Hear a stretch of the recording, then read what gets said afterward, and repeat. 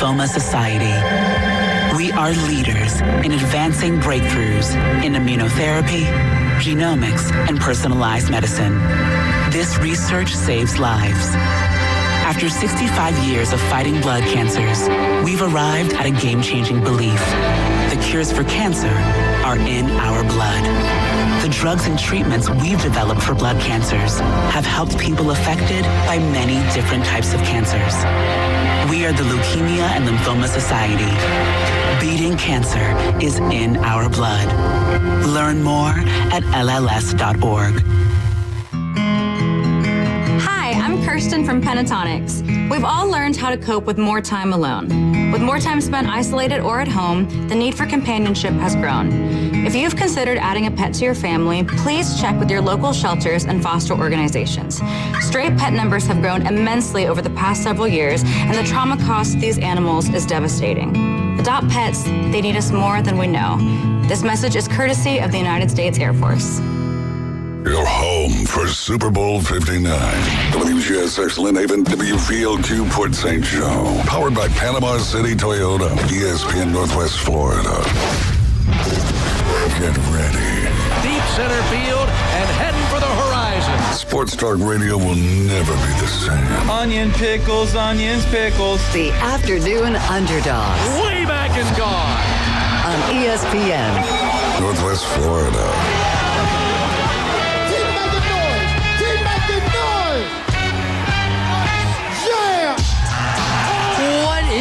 Going on, Panama City. You are now riding with the Afternoon Underdogs here on 104.3 ESPN Northwest Florida, also 101.9 in Port St. Joe. I'm David Hayes, along with Coach Brian Haddad, and we've got James Fife with us on Mondays and Thursdays, back in the booth. On the ones and twos, we've got a great show lined up for you this afternoon. We had the Cookout Clash, not the Busch Light Clash, but the Cookout Clash over there in North Carolina yesterday at Bowman Gray Racetrack, and that was, honestly, the Clash is one of my favorite races of the year. One, there's not a lot of other sports going on, so I can just kind of tune into that. Also, there's a ton of wreckage going on, and it's not, crazy could death be in the air type wrecks. It's just back and forth, and it's great racing as well, and it doesn't feel like it lasts forever. Like, by the time that if you look at your phone, they've already done 5 laps. So this is on a short track, like short track. Short track. So like shorter than the Bristol track. Yes, it's shortest track of the year, bar none. How many guys do they put on it? I would say a quarter mile. What's that? How many cars do they put on it? 20. Well, 23, I believe. The leaderboard was only showing 20, but I believe it was 23 because at one point in time, Kyle Busch was in last, and I believe it said 23rd. So it's a short track, but they take some of the cars off to make a little more room then. A lot of the cars off. But they have, so instead of just, these are the 20-something cars that are going to be running, they have a qualifier, then they have a first heat, a second heat, then they have a last chance qualifier, which out of those 20 cars, only the top 2 are going to make it, and that rounds out the field there. So it might be 22. 22 might actually be the answer. 10 from the first heat, 10 from the second heat, and then... so that's about half of what's usually in a race, because it's 40 Yeah, it really varies. And in fact, you know what? I'm glad you're asking these questions, because we're going to have a pro on in the next segment. RJ Starcevic is going to be joining us. We're going to get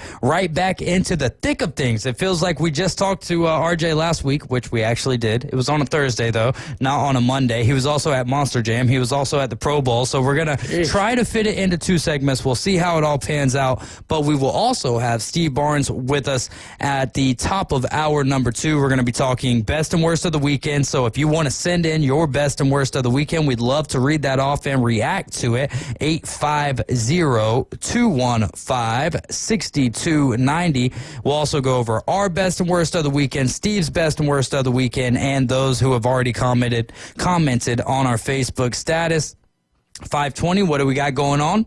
A little PCB hobby takeover. Yes, we do. That'll be with Todd Mueller, and Julia as well. Looked like Todd and Bill were really enjoying the sunshine this afternoon. I drove by on my way to pick up the Buffalo Rock order, and they were sitting there on the porch at the right down the road over there at PCB Hobby. Is that called headquarters? Yep. Headquarters right there. Hanging out at the HQ. Hey, there you go. And then we'll wrap it up with whatever it is that we forgot to talk about along the way. Plus, we have some local scores, local weightlifting, basketball. We're getting into the thick of things with basketball and soccer. So, and of course, we're taking your calls as long as we don't have someone on the phone. 850-215-6290. You can keep the game going with ESPN Northwest Florida now on your smart speaker for in-home listening. All you have to do is say, Alexa, open ESPN Northwest Florida. You can also say it for Siri. You just have to say, hey, Siri, open up 104.3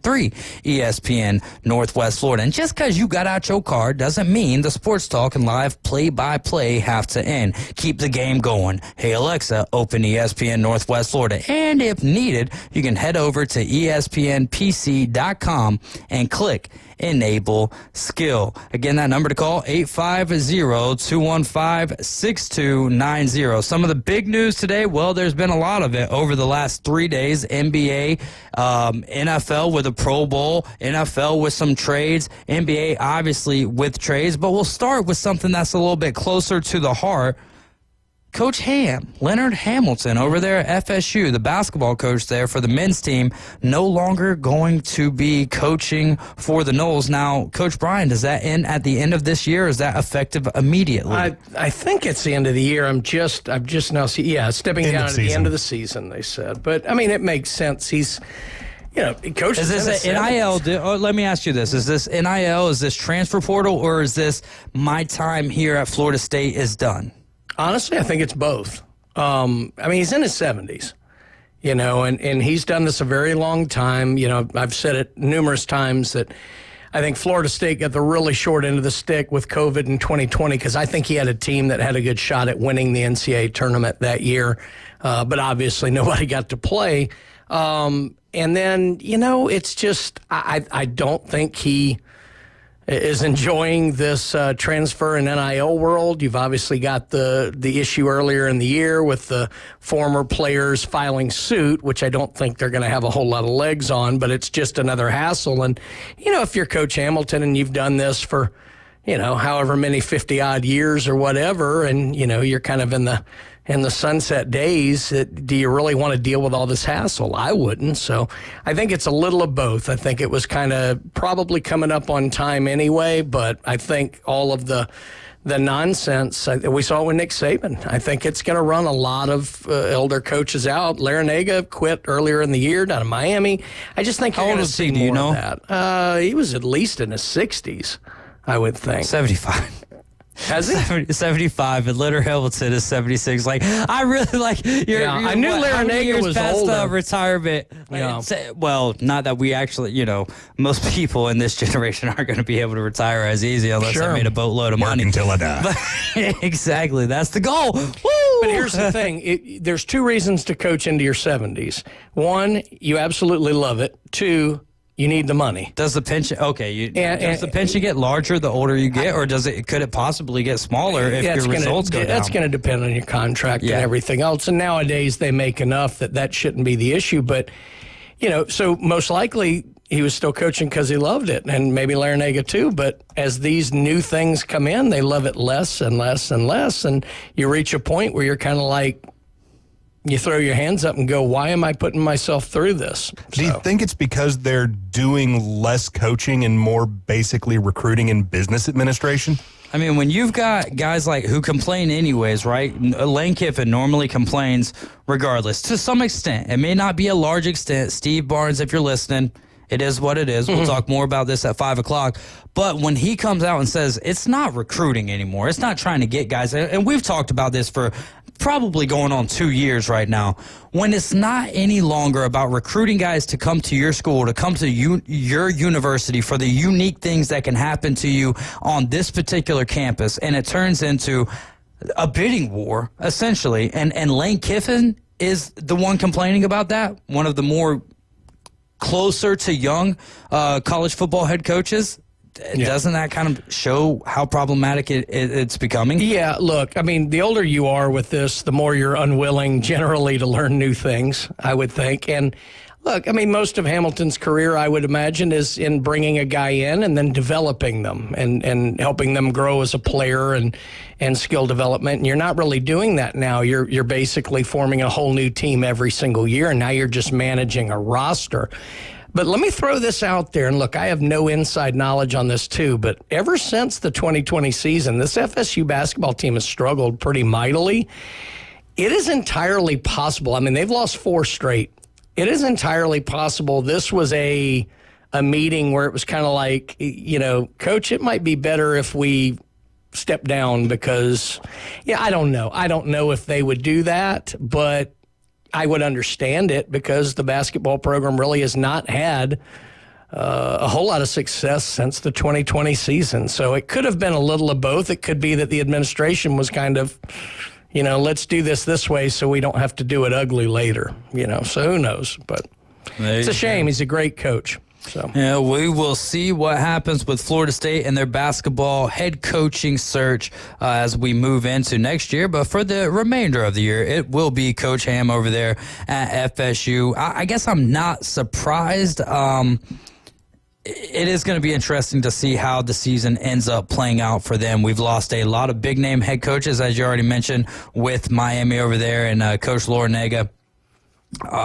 And then also another big coach who was in his old arena. How about Arkansas and Coach Cal taking care of business against Kentucky in Rupp Arena? And it's not surprising because Kentucky, not that this is not surprising, it is surprising, but it's not surprising because Kentucky's bad. It's surprising because Arkansas is bad. Kentucky's kind of, status quo to an extent. And Coach Cal and them come in and take care of business. What were your thoughts on that Saturday evening? Oh, it was interesting. This was after the Rumble because I actually tuned into it. It was interesting. I mean, you knew he was going to get booed, and that was fine. But, the funny thing is a lot of the players on the Arkansas team have as much experience in Rupp as the current Kentucky players because he's got quite a few. A lot of guys transferred with him. I mean, didn't Calipari only have one guy on the squad when he showed up to begin with at Arkansas? Yeah. Wasn't it a pretty bare cupboard? And then he had 4 or 5 But that was what was interesting. With him. So normally if it's just the coach, you boo him before the game and then that's it. But the problem was every time somebody caught the ball for Arkansas, they were getting booed because they were a former player at Kentucky. So, I mean, look, in the SEC, we've seen anybody can beat anybody this year, so it's not that shocking that they won. It's not shocking that they were booed. I think it's a little more shocking how much Arkansas kind of controlled that game. I mean, it wasn't a blowout by any stretch, but they seemed in control. And that really hasn't been their strong suit this year. They really got off to, I think they were off to an 0-5 start in the league, and they've gotten a little better since then. But, certainly if you're Big Blue Nation, you would have enjoyed a win over your former coach. But Cal won, Big Blue 0. Yeah, I had a lot of friends on the old Facebook and Twitter from Kentucky that were just totally disappointed with that outcome.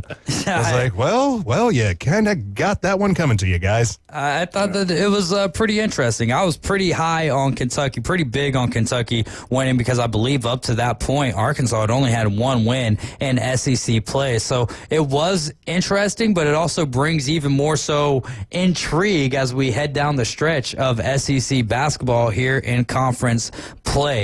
Ryan Mathis and his daughter Brooke dropped by earlier. He asked me to wave to him on YouTube. He also asks, is this a cool Mosley hat? This is actually a oyster from the Biloxi Shuckers over there. And Brian, you know all well what I'm talking about. I've stayed across the street from it quite a lot. I've actually never been able to catch a game. The few times I've been there when they had a home game, it rained.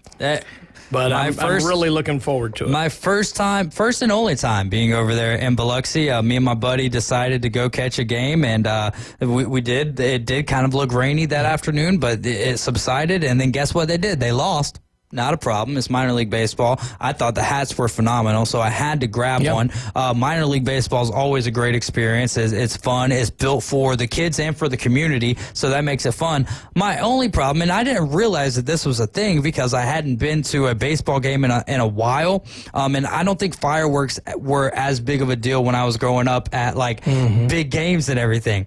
They lost, and they're shooting off fireworks, and we're leaving the stadium. I'm like, this doesn't make sense to me. They lost the game, and they're shooting off fireworks. And then later on, I start going to Braves games on Friday evenings, and they're shooting off fireworks, win or lose. I'm like, oh, okay, I guess that's just where we're at here as a country. The bigger worry there, driving in or driving out of the stadium in Biloxi, is catching a foul ball there. Because when you're driving, there's a 110 in Biloxi, just like there is in Pensacola, that takes you from I-10 down to the beach. And it literally runs right next to the stadium. So you get a good high foul ball, you might have one on your windshield. So be a little careful coming through during game time. Those kind of stadiums. They got one like that in Chattanooga for the Lookouts where it's like I-24 is just down the left field line. Oh, yeah, 70-mile-an-hour truck, 100-mile-an-hour baseball. Ooh. Yeah, that's the one good thing. It's literally right at the end of 110. So if you're going 70 there, that's your fault, not the speed limit. Absolutely. Don't forget about Wrestling Against Cancer 10, February 8th at the Bay Haven Charter Academy. Doors are going to open at 5:30, bell time 6:30, but you want to get in your seats early because the Dennis and Marilla Battle Royale will be happening around 6:15, 20-plus people in the ring to get the show started, and then the bell will ring at 6:30. So that's going to be a lot faster than the Royal Rumble that we just witnessed. Tickets, front row is completely sold out. It's $12 for adults, $8 for ages 6 through 17. 5 and under get in free. All proceeds go to benefit Ryan Holland and his medical expenses for the cancer that he's dealing with. And my cousin right now is up there in New York. They just touched down this afternoon, hoping for some good results, and we'll find out. They also just found out January 21st that his wife also has been diagnosed with lung cancer, or kidney cancer, kidney cancer, which I believe Dwayne Wade just had a procedure to remove a tumor from his kidney. So they can use all the help that they could get, and more than that, if you're a fan of wrestling, my cousin is a wrestler, and he wrestled these shows numerous times. In fact, I think this is going to be the second time that he hasn't wrestled in Wrestling Against Cancer, and so I just want that place to be packed out. Some of you guys have contacted me and said that you've got donations ready to go for him, and I am so appreciative of that, and that means the world to not just me, because it means more to me that you're thinking of my family, and that's what means a lot to me. So I really do hope that you guys will show up and show out there for Ryan. And if you can't make it, just contact me here at ESPN Northwest Florida. The number is 850-215-6290, and I will find a way for us to get you in contact with him or write a check out to him if the Lord lays that on your heart. If you lay it on your heart, if you want to do something special for my cousin and his family, that would mean a lot to me. All right, we brought all of that up. Now, we'll save Royal Rumble. We'll try to save Royal Rumble for 5:40 this afternoon. What about the big trade, guys? Luka to the the Los Angeles Lakers, and Anthony Davis to the Mavs. Obviously, there's more players involved in this. It's a 3-team trade. The Mavs giving up some draft picks. Lakers now have some assets to be able to utilize here to possibly get them a big man. Could we see LeBron on the move to the Golden State Warriors? Coach Brian Haddad, what was your initial thoughts here to this trade? Well, I thought it was a joke. I mean, I had to figure out if it was April 1st. I mean, I literally, because I was watching the Rumble and I don't have any notifications set up, I didn't know about it till Sunday morning. And I saw it and was like, wait, what? So NBA basketball trades are complicated because of all these draft protections and all this stuff with draft picks. So I'm really trying to unpack it all. It looks to me like the Jazz once again find a way to insert themselves into something and come out smelling like a rose. Because, I mean, basically they paid like $50,000 to pick up two draft picks. Right. And they get Jalen Hood-Schifino, who's not a bad player. You know, it was one of those things I was thinking about, David. I could make the case that it's a terrible move for both teams. I can make the case that it's a good move for both teams. Let's start there. Let's start with, you're a get off my lawn type guy. Yeah. Why is it a bad trade for each team? Well, in the short term, I hate it for L.A. because they were already bad on defense. They're about to get a lot worse. A lot worse. Plus, Luka and LeBron essentially play the same position. I mean, as far as I can tell. And LeBron can play all across the board, especially with the size and strength that he has, but he's much better as a 3. You don't really want him in that 4 or 5 position. Right, and at this stage of his career, he seems to be a lot more comfortable in that versus Almost if as he a was 1, really. Exactly. I feel like So that point forward position, basically. So, in the short term, I don't like it for L.A. And then for Dallas, we're talking about a star-driven league. And I understand if you're trying to make a run at the championship this year and you feel like AD gives you a better chance this year because you were real close last year. I'm not sure Dallas is the same team they were last year. Now, they got hot late. Yeah. So maybe that'll happen again. But mortgaging one of the top 5 stars in the NBA in a town like Dallas, I don't think is a good move. I think actually having that star is worth more to you long term than even a championship would be. Especially when you look at the love that Dirk got, and he's kind of the same ilk, if you will. Yeah, so it just seems like I don't know if it was the best for business for the organization for Dallas, but that would be the negatives for me. The positives on the other side, if you're LA and LeBron's on his last legs, this is a great move. Not only because you're replacing him with a top 5 player, but also a superstar. And what is LA built on? Superstars. So that makes sense long term for the Lakers. Long term for the Mavericks, I think it's a terrible move. But we'll see. Well, I think for the Lakers side of things, you just put the 2 biggest crybabies in the league on the same team. I don't see how it's going to work out this year. I wouldn't be surprised. The only way that I will believe that LeBron had nothing to do with this trade is if LeBron gets moved at the trade deadline. Do we really think that the Lakers will move LeBron?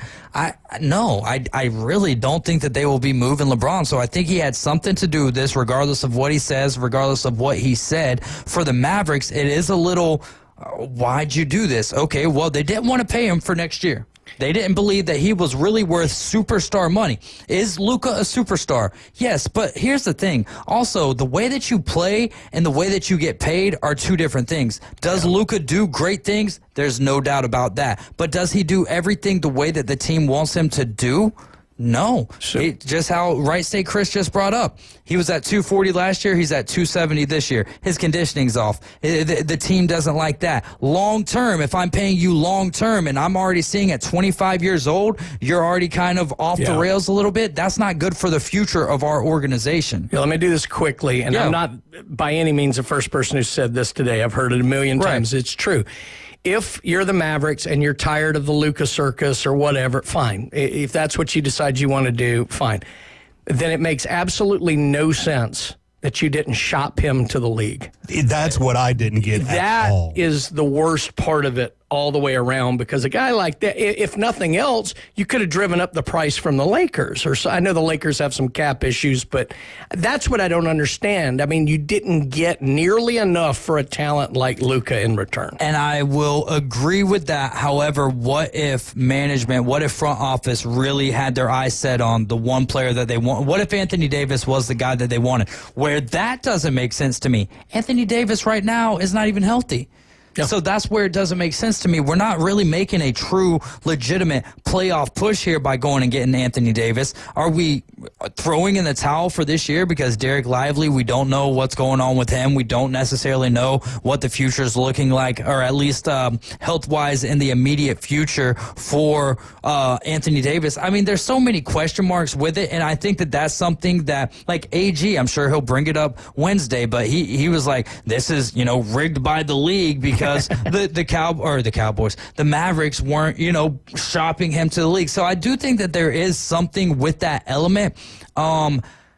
However, what if it was, the Lakers coming and saying, we really want him? But then if someone comes and says, we really want him, then that gives you even more of a reason to be like, all right, we're going to shop to shop with other teams to see even if it's just to drive you up the wall a little bit.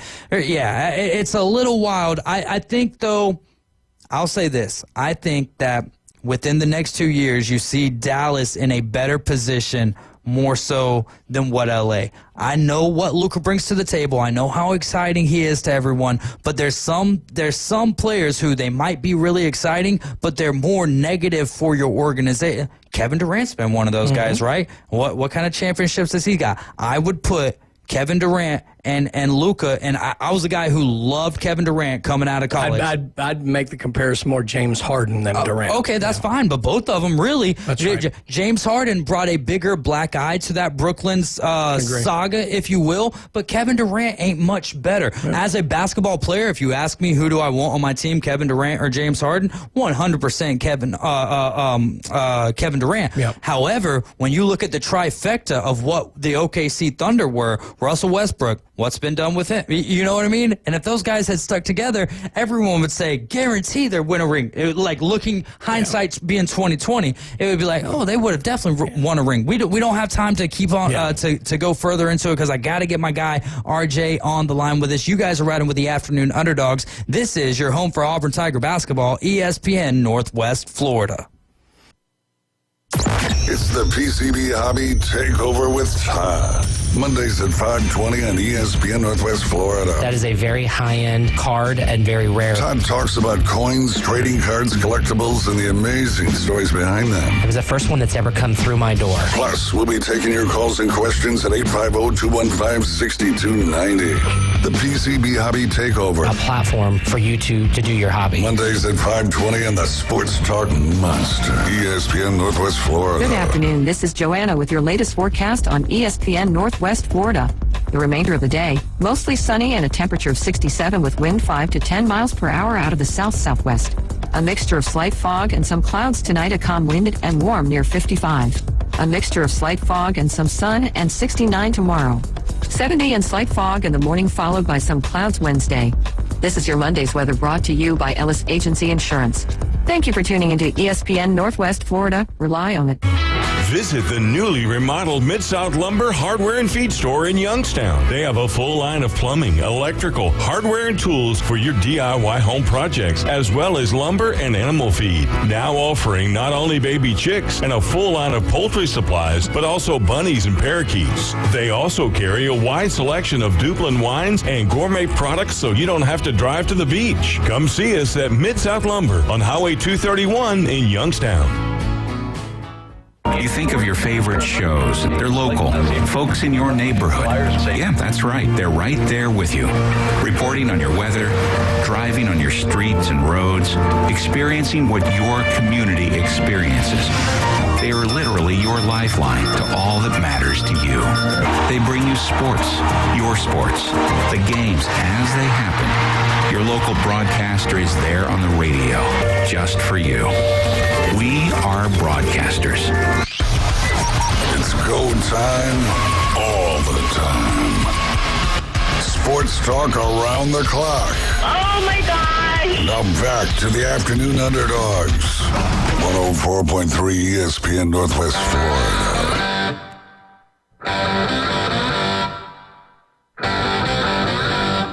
We are bad to the bone here at 104.3 ESPN Northwest Florida, 101.9 in Port St. Joe. I'm David Hayes, along with Coach Brian Haddad, or Hadid, depending on how you pronounce it. And we also have James Fife with us on the ones and twos. And we are your official radio home for Super Bowl 59, ESPN Northwest Florida. Kansas City Chiefs, Philadelphia Eagles. Are you excited about this game, Coach Brian? Wow, let us down big time right now. I'm not sure excited's the right word. I'm interested to watch it. Okay, interested is, I'll take it. It's not can't miss television. So. Oh, it's the Super Bowl, man. Let's go to a guy who actually cares, all right? We're talking about RJ Starsvic. All I want to know is, did Logano get wrecked? That's all I want to know. Well, let's go to the phone lines. We have RJ Starsvic with us. If you go to Instagram, type in the two words, all typed together, Motor Stardom, you will be seeing some great content, and that is RJ Starsvic bringing that content to you all the way from, I believe he's back in Tampa, Florida. RJ, my man, what's going on? Going good, man. Yeah, back here in Tampa, Florida today, and it was a fun weekend of stuff. We ended it with some NASCAR racing last night, and I'll just address the elephant in the room. No, Logano did not get wrecked last night. There was some good clashes last night at the Clash, though. What was of the 3 Cup Series races? Well, I guess technically it would be 4, right? There's 2 heats, and then the LF's Last Chance Qualifier, or whatever. You know what I'm talking. The Last Chance Qualifier. Yeah. Basically, we had for 6 races. I guess if you count everything, we had 4 heats on Saturday night. The field was split into 4 to determine, the top 5 in each race automatically bidded their way into the Clash, and then everybody came back to the track last night for the LCQ, the Last Chance Qualifier. The top 2 were able to make it into there, which were Kyle Larson and Josh Berry. Kyle Larson had to race his way in. He just barely creeps in there. But yeah, just so much great for the short track fans. I mean, that's what they do in a lot of these short tracks all across the world is they, heat racing is big. And the fans at Bowman Gray got to see that. A lot of calamity, a lot of cars spinning around, crashing into the wall, and the crowd was going wild from what I was told. Yeah, I actually watched probably the last half of the Last Chance Qualifier, and then I watched, I would say the only laps that I didn't watch of the Cup Series race or of the final race was whenever they were on a caution. And by the time I would look at my phone, and by the time, that's what I loved about it. By the time that I looked back up, they were already back to a green flag, man. I don't think that there is a better race for me or for new NASCAR fans. If there's someone who hasn't watched NASCAR, I would say the Clash is the race that you got to watch. And I know that might sound sacrilegious to someone who's a true diehard NASCAR fan, because the answer would be Daytona, Talladega, or something of that effect. But for me, man, the Clash each and every year is my favorite race of the year.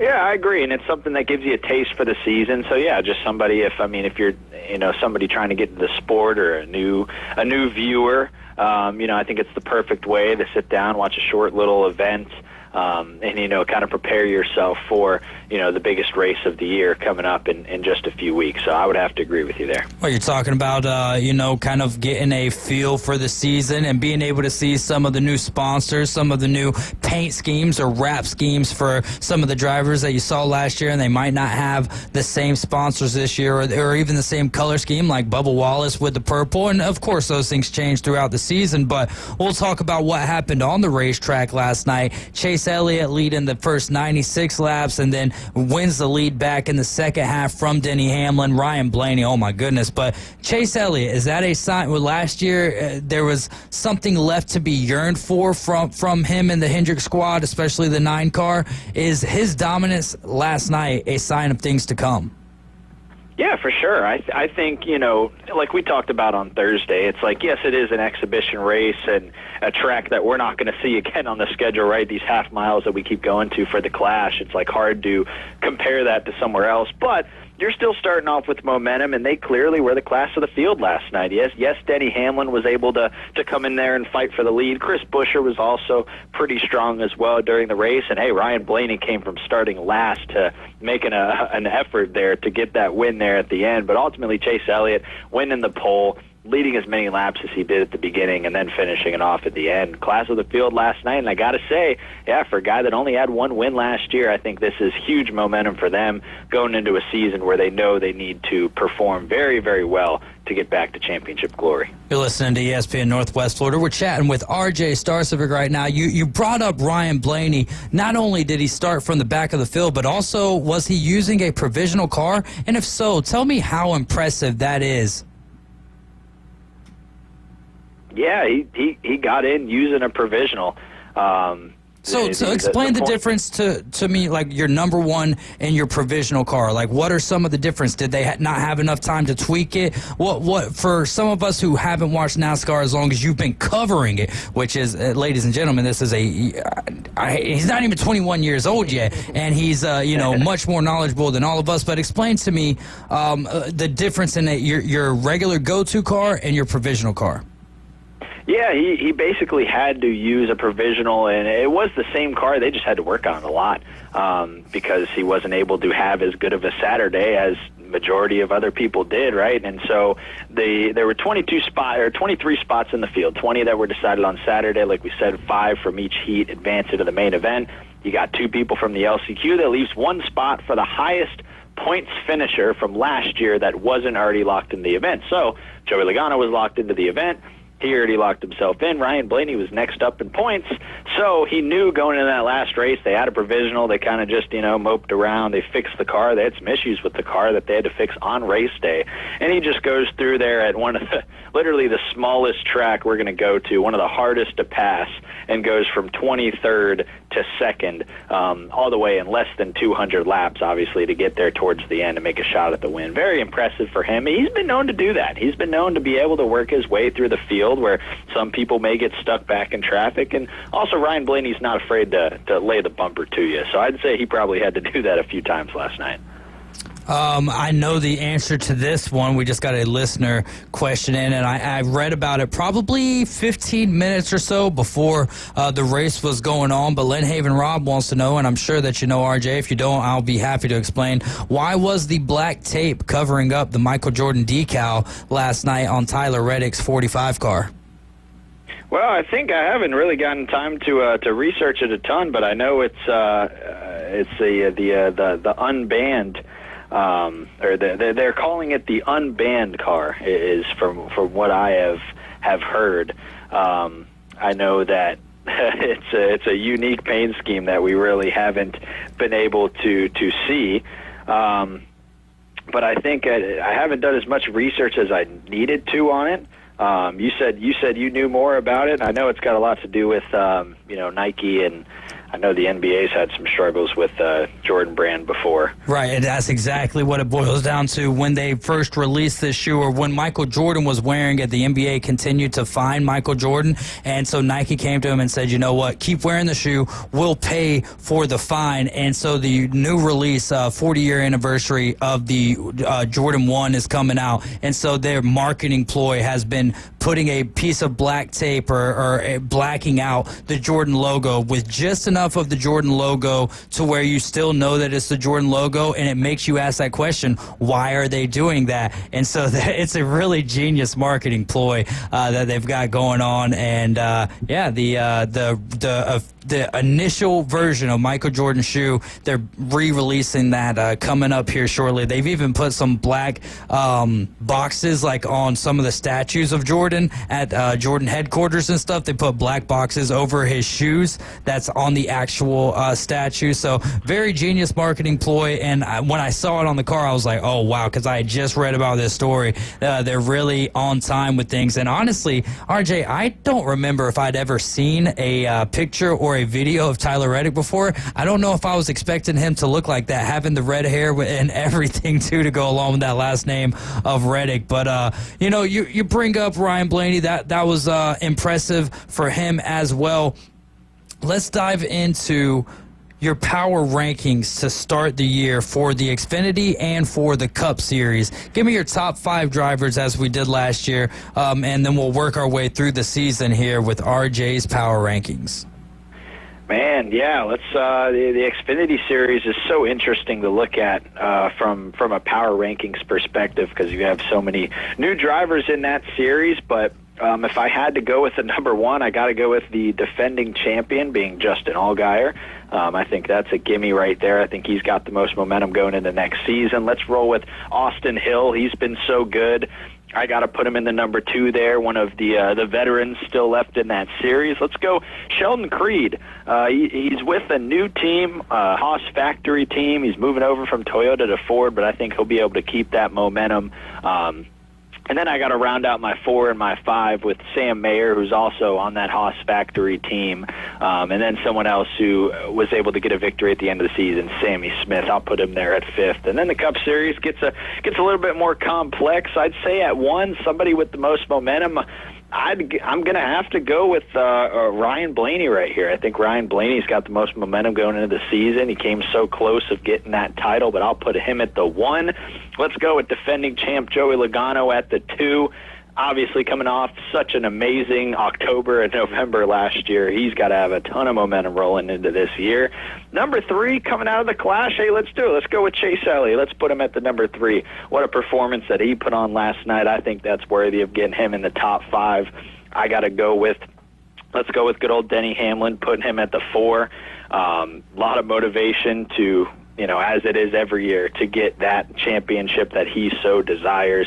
I think, this is another great year for him to have a chance there. And then Kyle Larson, got to put him in there at 5th. Always a threat to win anywhere you go.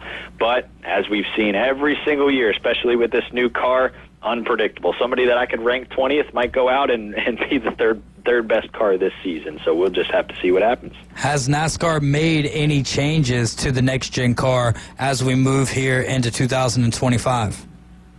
Not really. There hasn't really been any significant changes made with the car, or like we talked about on Thursday night. The playoff system, no real changes with that. So, there were so many things that were tweaked during the year last year. We got the memo from NASCAR that it was like there were a lot of problems that they discovered last year, and even during 2023 as well, 2022, and they were more on the side of let's fix it now instead of wait till the end of the season. So, we saw a lot of changes with trying to prevent flips on the super speedways, adjustments to part of the roof flaps on the car. And so now we go into a year where hopefully we don't have to have that happen again. Hopefully there's not as many changes during the year, if at all, because we hope everything is kind of set in stone now with the race car, with how it's built, aerodynamics and everything, and we can just kind of have a smooth year instead of have to talk about rule changes every other week. You're listening to ESPN Northwest Florida. On the line right now with the creator of Motor Stardom, a page that you can go find on Instagram where RJ runs it and does a great job there. What did you like better? What do you think is the better preseason race or getting us ready for racing a race, the Coliseum Clash or the race, the Clash at Bowman Gray? I got to say, the Coliseum was it really was cool. But, Bowman Gray, the history, racing, how cool it was for I was mad I didn't see any see. fights in the stands. Yeah, man.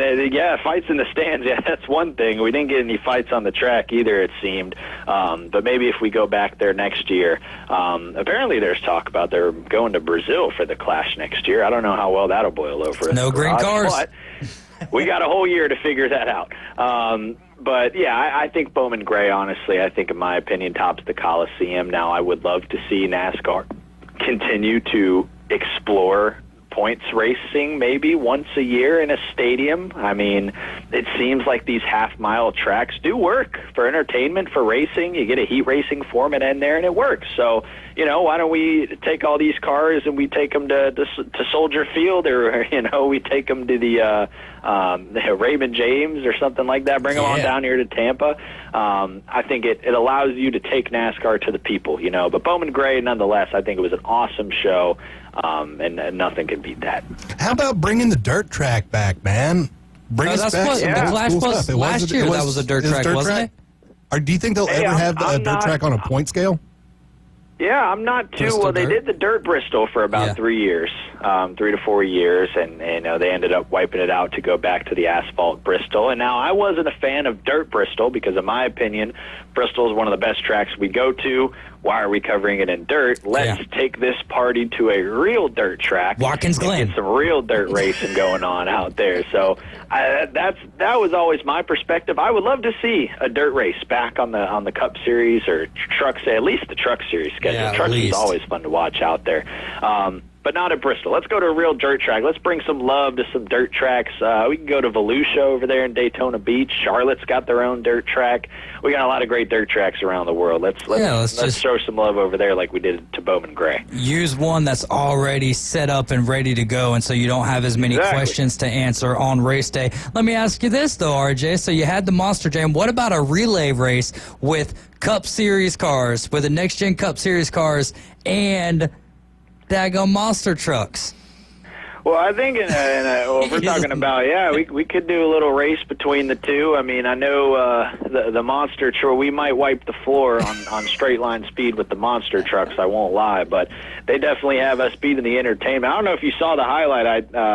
Ty Gibbs got angry last night, and he kind of sideswiped one of the cars out there. I can't remember who he was mad at. I think it was Justin Haley. And he sideswiped him and went all the way up in the air. And I was like, man, I thought my Monster Jam fun was over for the weekend. And then we got next-gen cars flying in the air last night. But, yeah, I'd love to see some more Monster Jam and NASCAR collaboration. You know, hey, I'm doing what I can. Maybe we can make something happen this year. I'm seeing this, like, working as a real relay like you got in the Olympics where you actually have to, like, hand it off the baton. I would love to see, like, you can't like roll the window down and, like, try to hang it way up there. Oh, you dropped the baton. You've been disqualified.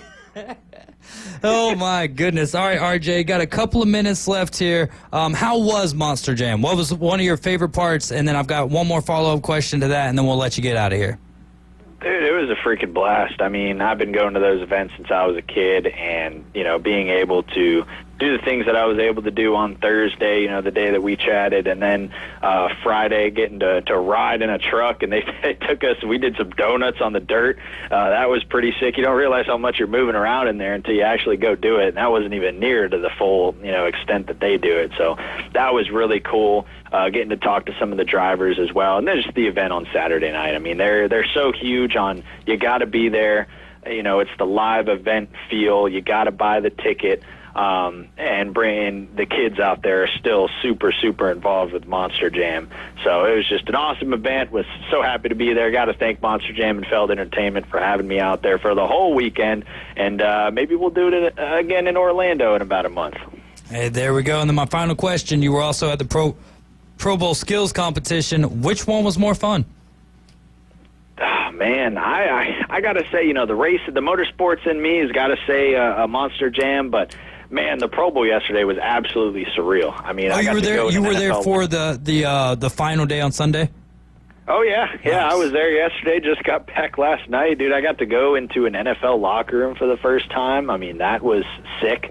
And I thought there was going to be a lot more media personnel around me, but it was just me and, like, these two other guys. And so we're walking in there, and I'm like, all right, I guess I just got to walk and look like I know what I'm doing, even though I'm the NASCAR guy here. And so I got to talk to Russell Wilson, Joe Burrow, Jonathan Taylor was really great as well. So that was just an absolutely surreal moment for me to cap off what was an amazing weekend. Just, Please tell me, absolutely blessed. Please tell me, RJ, that you asked them who their favorite driver was in NASCAR. No, you know, and you know, when I go the next time, because I know I hope that won't be my last time in an NFL locker room. That question will certainly utter out of me. But you know, I didn't know who I was going to see. You know, I had to really dig deep in the journalism brain here because I didn't know who I was going to see, what questions I was going to ask. I just found somebody, and I'm like, oh, it's Russell Wilson. All right, let's do an interview. So it was a lot of fun. I mean, just again, completely blessed to be able to do stuff like that, and that was just some surreal stuff being in there. They were eating on some pizza and wings in there. It looked really delicious after the game. Russell Wilson looks like a NASCAR guy to me. He looks dangerous. He looks like he'd be a Tony Stewart fan. Yeah, low key. I mean, I think we need to get him out to an event sometime. We need to get him out there. He could do the pre-race invocation. You know, he was spreading some gospel in the interview I had with him, which was awesome. So I think we need to get him out to a NASCAR race sometime. And again, you know, I'll see maybe what I can do, I guess. Hey, I love it, RJ. You do a great job. Keep up the great work, and we'll chat with you next week previewing the Daytona 500, which you will be at. Yes, sir. Enjoy the Super Bowl, everybody. And Who you got, RJ? Who you got in the bowl? I gotta go 3-peat, man. I think the Chiefs are gonna get it done. The history's gonna happen. I'm rolling with the Chiefs. I mean, I don't really care who wins, but I'm betting on the Chiefs if I had to put money on it.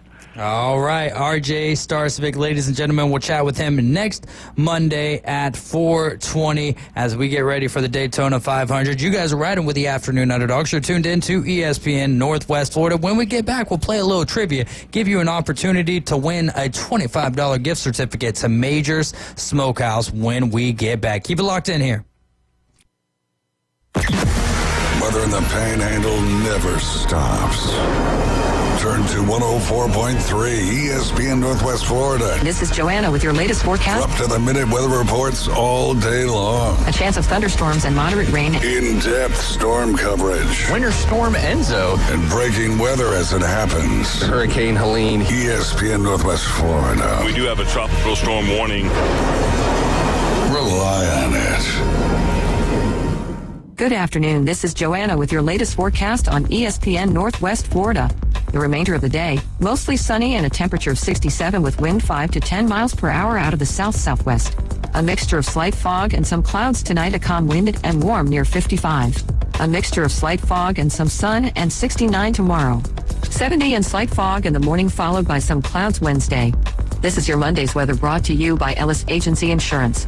Thank you for tuning into ESPN Northwest Florida. Rely on it. Ellis Agency Insurance has been serving Panama City and Bay County for years. They offer a full line of affordable insurance coverage of all types. Many people are attracted to Ellis Agency Insurance because of their friendly, knowledgeable staff. Call independent agent Johnny Ellis for a true comparison of your personal or business insurance. Ellis Agency Insurance at the Old Cullen Insurance location, 1134 Harrison Avenue, across from Dandy Donuts and Deli. Call 763-1627.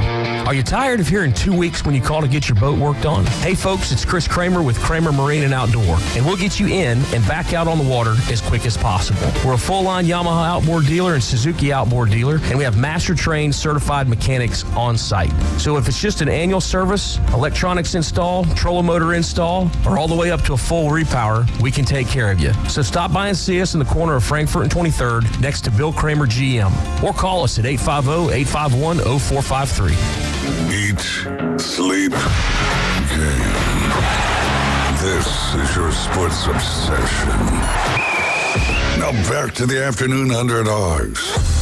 ESPN Northwest Florida.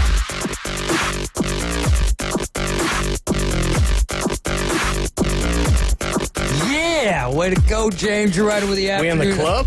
Yeah, that's how some of our bumper music is starting to sound like we're, getting ready to go into the club. But it's neither here nor there. You're riding with the Afternoon Underdogs. This is ESPN Northwest Florida. I'm David Hayes, along with Coach Brian Haddad and James Fife with us as well. Wrestling Against Cancer 10 will be February 8th at the Bay Haven Charter Academy Gym. Doors will open at 5:30. There'll be a Battle Royale, the Marie and Dennis Love Battle Royale at 6:15. Then the bell will ring at 6:30. Tickets are $12 for adults ages 6 through 17. Get in for $8, and 5 and under get in for free. All proceeds will go to benefit Ryan Holland and his cancer medical expenses, and that is my cousin. So if you've been listening to us for a while here at ESPN Northwest Florida, I would appreciate if you guys came out and supported the cause, as I do every year, but this year it's a little bit closer to my heart, and it's going to be a great show as well. Waylon Barley is doing the book, and Jack Patterson's been putting these shows on for a while.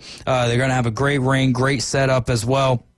So make sure, if you're a wrestling fan at all, or if you're curious if you'd be a wrestling fan, come check out what we got going on at Wrestling Against Cancer 10, February 8th. I might be able to get a little revenge on the Cali Man, who will be in the building with us this coming Friday. All right, our trivia question for this afternoon: which Neil Diamond song is played in the 8th inning of every Boston Red Sox game at Fenway Park? Which Neil Diamond song is played in the 8th inning of every Boston Red Sox game at Fenway? I've got 4 options for you. You call in right now, 850-215-6290, and I've got a 12-pack of Buffalo Rock, $25 to Major Smokehouse, and a $10 a gift certificate to Golf Plus. And they just somebody may know without the multiple choice. Yeah, I will say this. The one that's missing on here that should be on here, Brother Love's Traveling Salvation Show. All right. Very underrated song. Mr. Ed, you are riding with the Afternoon Underdogs. Do you need the multiple choice for which Neil Diamond song is played in the 8th inning of every Boston Red Sox game at Fenway Park? No, hold on 1 second. No, hold on 1 second. No, it's after my mother, Sweet Caroline. Yeah, it was a softball. I figured I'd throw in multiple choice for someone who may not have been there, or doesn't watch baseball, but lifelong Boston Red Sox fan, so you know what I mean? Where do y'all finish in the AL East this year? The AL Beast, where do you guys finish? Third, fourth, or fifth? Lately with the Red Sox, it's probably the fourth. Who knows? They just don't have it anymore. There you go, but you're still rooting for the squad, though. You know, you got to do what you got to do. I know how it is, my man. Thanks so much for the call. Stay on the line real quick, and James is going to grab some information for you, and look forward to seeing you coming picking up your prize package. All right, man. Cool. All right, so tell me, Coach Brian Haddad, our options were America, Cracklin' Rosie, Sweet Caroline. I typed in Sweet Carolina, Sweet Caroline, and Song Sung Blue. But the one that was missing was, well, I would have included Brother Love's Traveling Salvation Show. It's a very underrated song. Neil Diamond's one of those guys that it's like nobody thinks to say they're a big Neil Diamond fan, but everybody can kind of hum his tunes, you know, and he's got some good stuff out there. Sweet Caroline's a little overplayed, and it was a little weird after the Penn State thing because they used to play it, and they had to stop because there's a little line in there about touching me, touching you. They didn't want to play anymore. That's true. I'm not making that up. America's a great anthem song. Cracklin' Rosie's very good, so... You know, I like Neil Diamond. I'm okay saying that. I will say that I did not come up with the list. It was predisposed like that. And what was the only movie? song I knew was Sweet Caroline. What was the movie with, it was Jason Biggs and Jack Black? Oh, God. Blues Brothers? No. Saving Silverman. Okay. Neil Diamond's got a cameo in that's excellent, too. That's a very underrated Lee movie Ermey playing the mascot, right? Yes. Yeah, R. Lee Ermey was as good as he is in everything in that movie. All right. Well, let's see. What do we want to dive into? Myles Garrett has requested a trade from the Cleveland Browns. Are you surprised in that at all? I guess these days when someone requests a trade, it's not surprising at all because you almost expect it. At least 2 or 3 big names in offseason. No, not at all. And Myles Garrett has been a soldier for Cleveland. I mean, he really had the only thing about him that's ever really been out there was, you know, the moment where he snapped and about took Mason Rudolph's head off with his own helmet. I mean, other than that, Myles Garrett has been not just a great player, but actually a pretty stand-up citizen in the league. He just had a really bad day with that. But, you know, he never struck me as a guy who was just get me out of Cleveland. I mean, I think he worked at it, and I think it's reached the point that he can kind of see my career's not going to last a whole heck of a lot longer because nobody's does. And I think he just wants to try something different. I mean, you can only run into a wall so many times before you say, I'm tired of running into this wall. Yeah. And he's the guy. I mean, to me, he's probably the best defensive lineman in the league. And, you know, he should have an opportunity probably to go play somewhere. And, you know, I mean, look, he's requesting a trade. You know, we'll see if they're able to work it out or not. I mean, they've already got the number 2 pick, but I don't know. Cleveland's fate was sealed when they did the Deshaun Watson deal. Yeah, and it's gonna stay sealed because that was just But Deshaun so is bad. more than likely not going to be able to play again this year. But it still costs them money, though. No, of course. It still takes up your cap. It's still costing them, but that's 1 year closer to getting this money off your books, so. Yeah, and look, maybe that's part of the thing. I mean, maybe with Garrett, you know, coming out of there, I mean, obviously Cleveland's not going to be able to pay him max money anymore. And, you know, it's one of those things that maybe that frees up actually some good for Cleveland as well. You never like to lose a player of his stature, but the rest of their defense is pretty good too. So I think for Cleveland, it could actually be a good deal if they could get good value back in return on a trade. And with the draft coming around the corner, they might be able to pick up some picks here and get some guys on rookie deals and maybe put together a little bit of a better roster than they have right now. Well, I'm still interested in what ends up happening with this because he wants to go to a contender. Sure. And if you're a contender, don't we all? well, absolutely. But there's a difference in, your second or third string guy saying, "Oh, I want to go to a contender."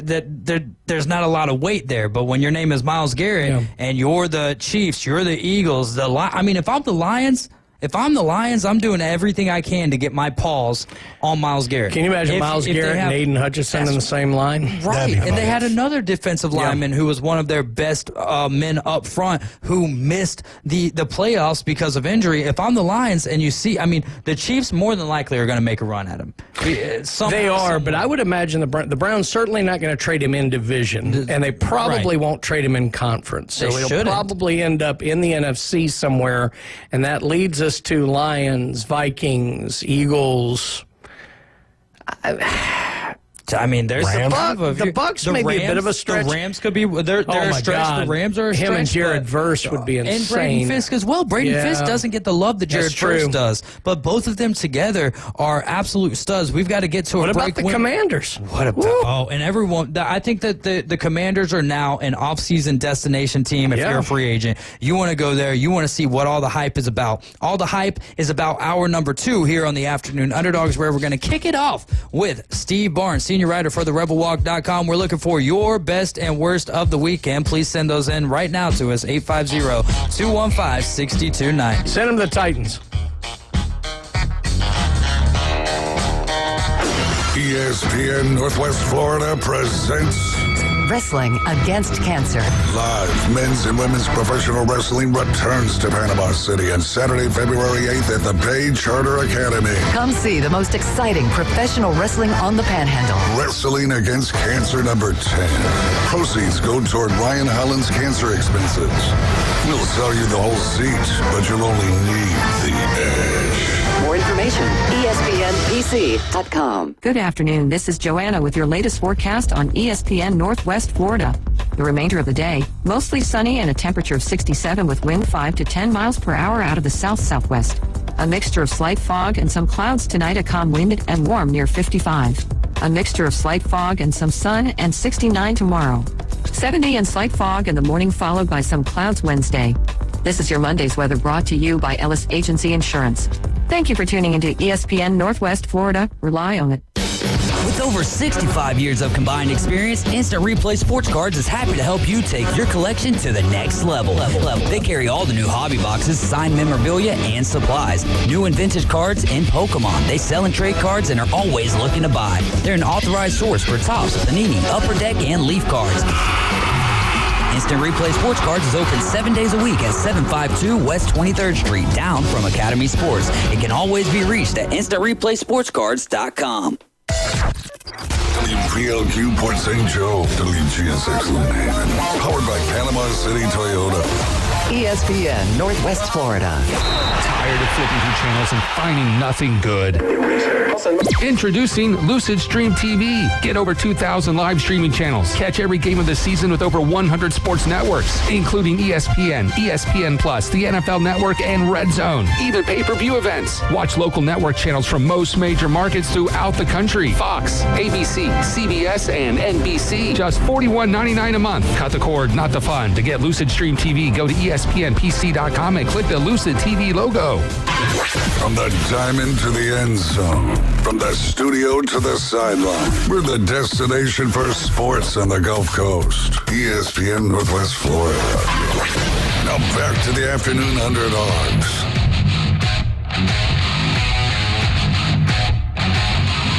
You're back. Hour number 2 of the Afternoon Underdogs. You're tuned in to 104.3 ESPN Northwest Florida, 101.9 in Port St. Joe. I'm David Hayes, along with Coach Brian Haddad and James Fife. I also want to remind you guys about The Coach James Hale Show in the morning, weekdays, 7 a.m. to 9 a.m. with Coach James Hale and a cast of sports fanatics as well. In fact, normally on Wednesdays, you can hear Coach Brian Haddad with the Coach Hale Show in the morning, but he won't be there this weekend. Have you notified Coach Hale, or did you just find out live on the air? But to trade off, I have to cover for him, I think, next Friday. Oh, wow. What a trade-off. Again, we're doing our best and worst of the weekend right here. So if you'd like to text in your best and worst of the weekend, text those into 850-215-6290. All right, Steve Barnes on with us to kick off hour number 2. He's a senior writer for therebelwalk.com. Steve, my man, what is going on? Let's start with your best and worst of the weekend. Well, before I do that, kind of a weak trivia question there, man. Come on. Every now and again, when people haven't been calling in, I like to weaken them up a little bit, give them that weak sauce so that they can get there. You know, it's like spring training for trivia. When we take a long break off from it, and people, you know, we got to get them right, get them back into the routine, get them back into the rhythm, get those muscles kind of strengthened up. Jimmy Buffett put out a CD. He was live from Fenway Park, and he sang Sweet Caroline. Wow. So that was really cool. And, okay, here's something else you probably didn't know. Brian might. Remember a band called the Prefab Four, the Monkees? Yeah. Oh, I do. I used to watch this documentary with my cousin on VH1 about the Monkees. So, actually, I'm very aware that was of just a TV show, Dave. It was a TV show. It was on Saturday mornings in place of cartoons. Neil Diamond wrote most of their songs. Hold on. There was a band They called were real, yes. Okay, all right. But it was created out of a show. The VH1 documentary I was watching was on the band, I believe. Yeah, the band was the show. It was a band that was put together to be just an entertainment your product. generation. We're stuck here right now. Who? Hey, man, I'm not that old. Come on, man. Davey, Mickey, Peter. I'm missing one. All I know is, hey, we're the monkey. All right, Steve, sorry for the interruption. I pardon the interruption. It was Mike Naismith. Yes, that's right. That's right. Peter Tosh, Mike Naismith, Davy Jones, and Mickey, I'm blanking, but yeah. Mickey Dolenz. Mickey Dolenz, that's right. And the cool thing about it is Mike Naismith invented basically MTV with the videos. Yeah. But he was already rich. His mother invented liquid paper. Wow. Yes. How about that? Now, that's some trivia you can throw out there next week. There you go. Yeah, you're going to have to email that one to me so I can remember it. But you're welcome to help me out with trivia anytime. I used to have so many questions, but, you know, we've gotten to the point where we kind of regurgitate some of them sometimes, and it's a fun process. I used to give people the opportunity to come on and pick which category, you know, NFL, MLB, NBA, but that was when I, you know, wasn't doing the show and doing everything pretty much at that point in time. But, Steve, let's get to your best and worst of the weekend after you just essentially called my trivia question the worst of Monday. Well, before I get to that, I got nothing. I got something else to say. You guys got me very nostalgic with the minor league baseball. Yeah. Oh, with the Biloxi Shuckers cap? Yeah. I realized it has been 26 years since I worked in minor league baseball. Wow. And I tell you what, those were the best couple of years in my career. They were just so fun. Yeah. Just, just being there. And, I was in the clubhouse every day, and I was like one of the guys. And we won the title in '98, so I was in the clubhouse when they poured champagne all over my head, which was really, really cool. And I was afraid. I was driving back to Pensacola. After that, I thought, if I get pulled over, I'm going to jail. Yeah. There's just no way they're going to think you're sober. Yeah. There's just no damn way. But made it home, so it was cool. Best, it was Senior Bowl week. Jack Besh, the wide receiver from TCU. Mm-hmm. First off, he scored the game-winning walk-off touchdown, if you call that, wearing his brother's number, who was killed in the New Year's attack in New Orleans. But the thing is, that kid, he's going to be the Lad McConkey of this draft. Oh, wow. That's high praise. That's high praise. He's a slot receiver I tell you what, this kid, he takes his pads off, he doesn't need them. He's pretty put together. So I think he's going to be okay.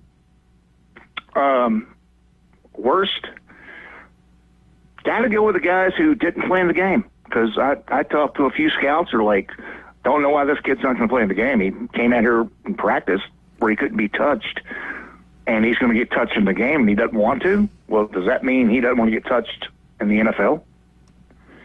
I think that kind of hurt. I think it hurt like Tess Johnson from Oregon. I think it kind of hurt him because he's not that big to start with. So I'm not sure what kind of longevity he'd have. But I think it hurt him not playing in the game. And a couple of winners in the game. Don't want to be Homer, but Jackson Dart from Ole Miss. What quarter did he play? He played the second. Okay. And he, according to a couple of quote, pundits, played his way into a first-round grade. Wow. I mean, I guess that doesn't surprise me too much, because where do we go? Cam Ward, Shadur Sanders, 1A, 1B. I don't care how you want to categorize those guys. And then really, is it Will Howard? Is it Jalen Milroe? Is it Jackson Dart? I guess that doesn't surprise me too much, especially when we see the footage from what Jalen Milroe was able to do on senior day, which might have dropped him back a couple of spots as well. Well, the thing about Dart was, I mean, he's got the arm. He's got the legs. He scored a rushing touchdown. But the thing is, he's a leader. People follow him. Mm-hmm. And he took the South team, or excuse me, the American team. It used to be the North and the South. Yep. Yeah. And not a big fan of Civil Wars, are you? Well, no, that's the way the Senior Bowl was. It was the North and the South, and the South was only the Confederate States. Yeah. So, like, if you're from Southern California, you're in the North. That's right.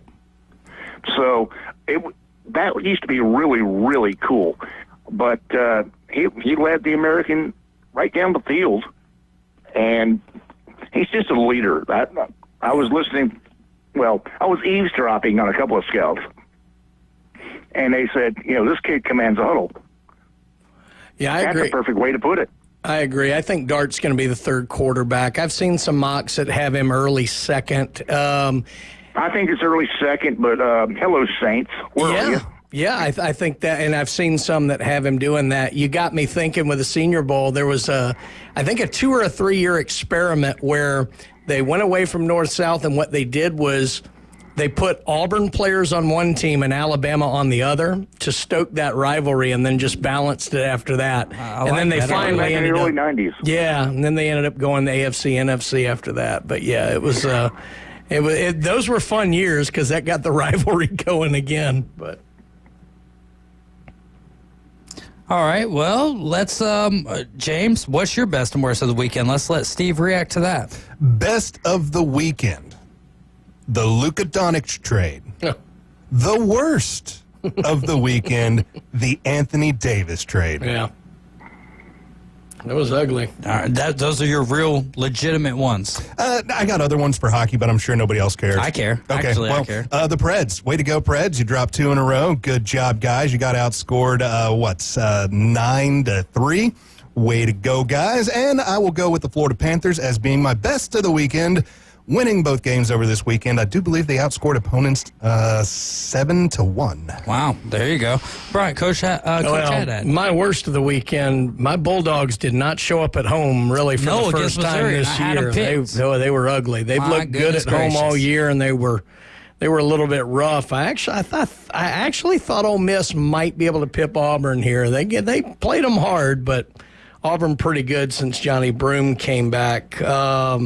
Best is probably Cal just walking into Rupp and getting out of there with a victory. I mean, that's just typical Calipari. So it was kind of cool to see, and all the hatred it was fun, if you will. So I'll just say that one for my best. After that game, how long did it take him to pry the smile off Calipari's face? I think he still got it. Yeah, that's going to last at least through the weekday game and go all the way to the weekend game. But Steve, what do you think about that? With Arkansas marching in there, they've only had one SEC win up to this point, and then here they are doing almost, I would say, to an extent, the unthinkable, right? Taking care of business at Rupp Arena with what most people consider to be a very down Arkansas team. It's parity. I think. I love parrots. I think like in football this year. I mean, Kentucky beat Ole Miss, and Ole Miss just like crushed a lot of people. They beat Georgia. Yeah. Mm-hmm. But what happened? On any given day, your team can beat that team if you're focused. And I think Arkansas was focused. There you go. I would say before we get into our Facebook best and worst of the weekend, my worst of the weekend is going to be the reaction to the Luka and Anthony Davis trade. Just like I think that De'Aaron Fox to the Spurs is bigger than either one of those moves. I think that that's actually something that's conducive to your squad. I think the other things are flashes in the pan, and maybe long-term status-wise, it'll work out for the Lakers. But I think everyone just kind of listen, is it a big trade? There's no doubt about that. Is it a monumental trade? It will go up there with top 10, top 15 trades of all time. It's not the biggest. That's just overreaction. That's a Monday after Sunday football type of reaction to that trade. I really, when you pair LeBron with any type of superstar who is not necessarily great defensively, which Luka's not great defensively, and we're just talking all offense, people complain all the time about NBA defense, but when you watch defense in the NBA when it comes down to the playoffs, that's actually what separates teams. Yes, they can shoot. Yes, they shoot from the perimeter way too much. But what separates the winners and the losers in the NBA is teams who play really good defense. And so I think the Lakers are really shooting themselves in the foot here just on the happenstance of having people buy more tickets, because they will, and they'll win in that aspect. And so if it's a money grab, which sports are for the most part, then they're going to win. I think that Dallas is actually in the better position of this. My best of the weekend, Jey Uso winning the Royal Rumble. And I'm not even a huge WWE fan, thanks to, guys like Kyle Wright, guys like Coach Brian Haddad, Jimmy and Pharaoh coming on the air with us. I try to keep up with things so that I can be in the know of them. And I called out Jey Uso to be the winner of the Rumble, and it just so happened to play out like that. So I was pretty proud of myself there. And honestly, I really did enjoy the content. So, that's this question for the three of you. We're talking about trades? Yeah. What's the worst trade, not just in the NBA, but any sport, what's the worst trade in history? Is that the Herschel Walker trade? Yeah, I think there you so. go. You got it. Look at that, boy. Hey, that trivia works every now and again. I might not have been alive, but I do tell you what, I've watched some documentaries on that a time or two. The funny thing is how many people thought Dallas got the short end of that stick initially, and it was like... Yeah, they got Emmitt Smith and Michael Irvin in that draft. Yeah. Didn't they also get Larry Allen in that draft? Yeah. It was like, what was it, 3 Hall of Famers? 3 All-Pros. And all pieces of their championship run. Yeah, it was crazy. Yeah, that's... the other one, I would say, in Major League Baseball, and it was predetermined because the player wanted it. Hank Aaron wanted to finish his career in Milwaukee, where he started it. And so the Braves traded him for a guy named Dave May. Wow. Didn't do anything, but, hey. I think what they were looking for, Steve, was for him to have the same superpowers combined as David Hayes and Willie Mays. That's what they were looking for. It just didn't really work out for him. He wasn't quite prepped up for Major League or the major leagues at that point in time. All right, we'll save the rest of our best and worst for 5:40. We'll talk about the Royal Rumble, and we'll talk more about y'all's best and worst of the weekend. What are some other things that caught your eye in the Senior Bowl, Steve? The scouts were a little different this year. All right, tell us about that. They mostly they talk about, okay, look at his footwork, look at this, look at that. They were more talking about what's he going to want. So I think it's a little more monetary now, and I don't like that at all. So not only is our our regular season and our postseason kind of being dominated by money, but now even more so the Senior Bowl, which was a great way for guys to really, and I think about the smaller schools a lot. I go back to Trevor Bagent, and I go back to, some of these smaller quarterbacks, but there was a couple of guys from like Charlotte State and other schools I've never really heard of. This kid from North Dakota State that dominated. Yeah. Those are isn't that kind of what the Senior Bowl is for those guys, for these guys who haven't made a name in their entire tenure to make a name? I remember way back when I was still at Troy, DeMarcus Ware went, and he was like, fourth, fifth round pick, and he played basically good enough to get the number 10 pick overall. And he's a little kid from Troy, and he's beating the crap out of Auburn guys, Alabama guys, Georgia guys. He's just dominating, and all the scouts are like, yeah, him. There you go. What did you think of, who were some of the other quarterbacks that started for the national side of things? Well, the one I was more disappointed with than anything else was Riley Leonard. Why? Because he just ran the ball and you were expecting him to throw it around the yard like he never does? I don't think he has a strong enough arm to play in the NFL long. He's going to get drafted. Steve, I know he's going to that get drafted. He's going to be drafted based on him, the season that he had at Duke last year. He's going to be drafted on him getting the Fighting Irish to the national championship game. But did you, was there ever a thought in your mind where you're like, this guy at the next level is going to be a third-string quarterback? I just thought he didn't have zip on the ball. Yeah. I thought it fluttered a lot, too. Where Dart would throw a spiral, this guy would throw this thing that was like a butterfly. And it's like, okay. And even the receivers, you could tell they're like, oh, man, don't let this guy throw it to me. Well, give me the guy from Ole Miss, because he's going to put it right on my number in a way that I can still run with the ball. And with Leonard, it was kind of like, okay, I'm open. Now I got to wait for the ball. And by the time it gets to me, I've got two DBs on me, and I'm not going anywhere. So I love that he's from Fairhope, Alabama, and he had a huge contingency at the game, and every practice. I love that. He was. Then the kid would sign autographs for 2 hours. That was great. I just don't think it's going to translate much to the NFL.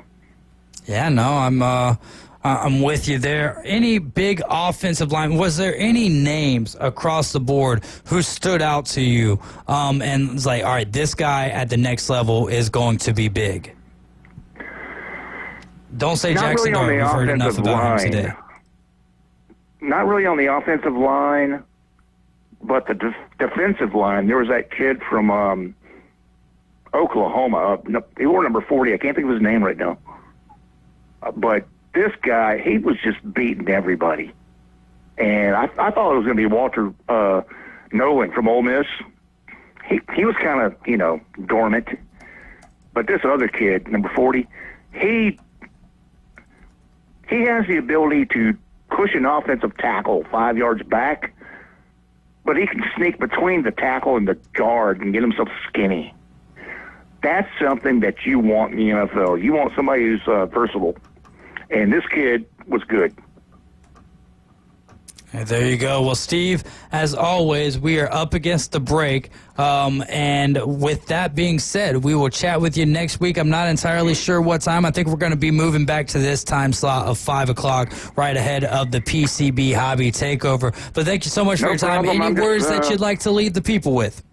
I got Taz a cat just sleeping here. He's got his nights and days messed up. Discombobulated. So he's sleeping all day. Yep. And, I'll wake up at like 3:15 this morning. He'll be sitting on my chest saying, hey, man, want to play? Huh? Want to play? You can rub my chest if you want to.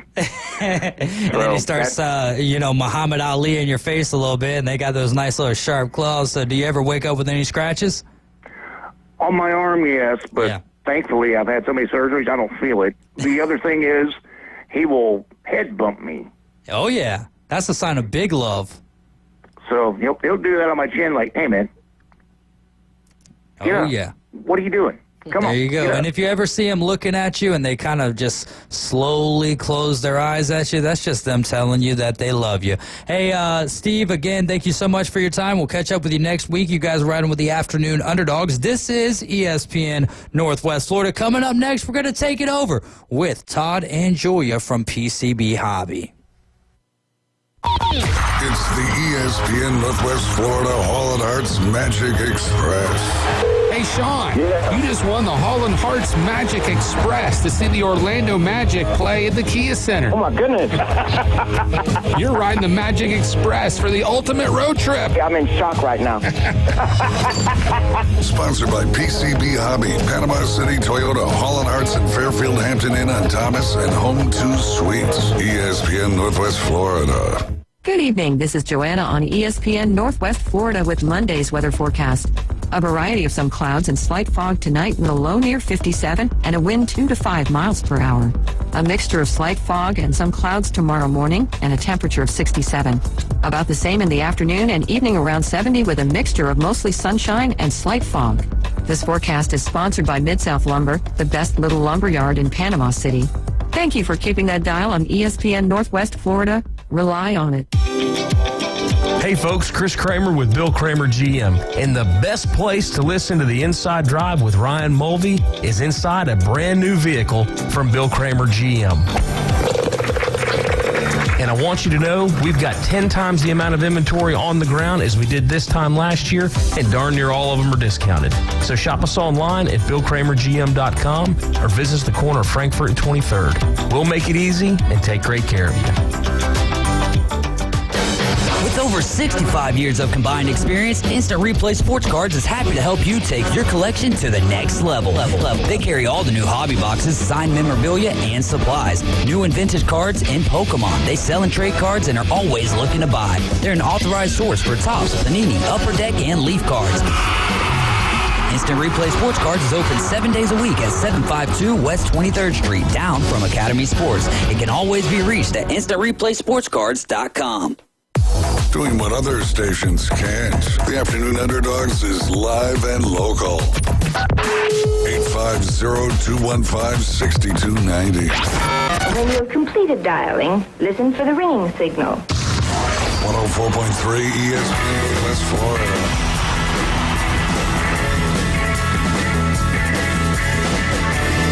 Welcome back. You're riding with the Afternoon Underdogs. This is 104.3 ESPN Northwest Florida, 101.9 in Port St. Joe, 104.3 ESPN Northwest Florida, taking the inside drive weekdays 11 a.m. to 1 p.m. with Ryan Mulvey and Jay Henley. I'm David Hayes along with Coach Brian Haddad, James Fife. We also have the PCB Hobby Takeover with Todd Mueller and Julia along with us as well as always. Todd, what's going on? Happy Monday. Happy Monday. And happy birthday to Coach Brian. Coach Brian's birthday today. Yeah, I was saving it just for Not this that segment. exciting. Let's go. There have been a lot of them. It's not Oh that my God. exciting. What'd you turn? Like 53, 8 55, million? something like that? I'm only 50. Whatever. Only You're not 50. 50. Really? Half a century. Half a century. The way he wants everyone off his lawn, I could have swore he was at least like Yeah, at 70. least Well, I 72, feel right? 80. Yeah. But, Yeah, you kind of look it too. Anyways, I'm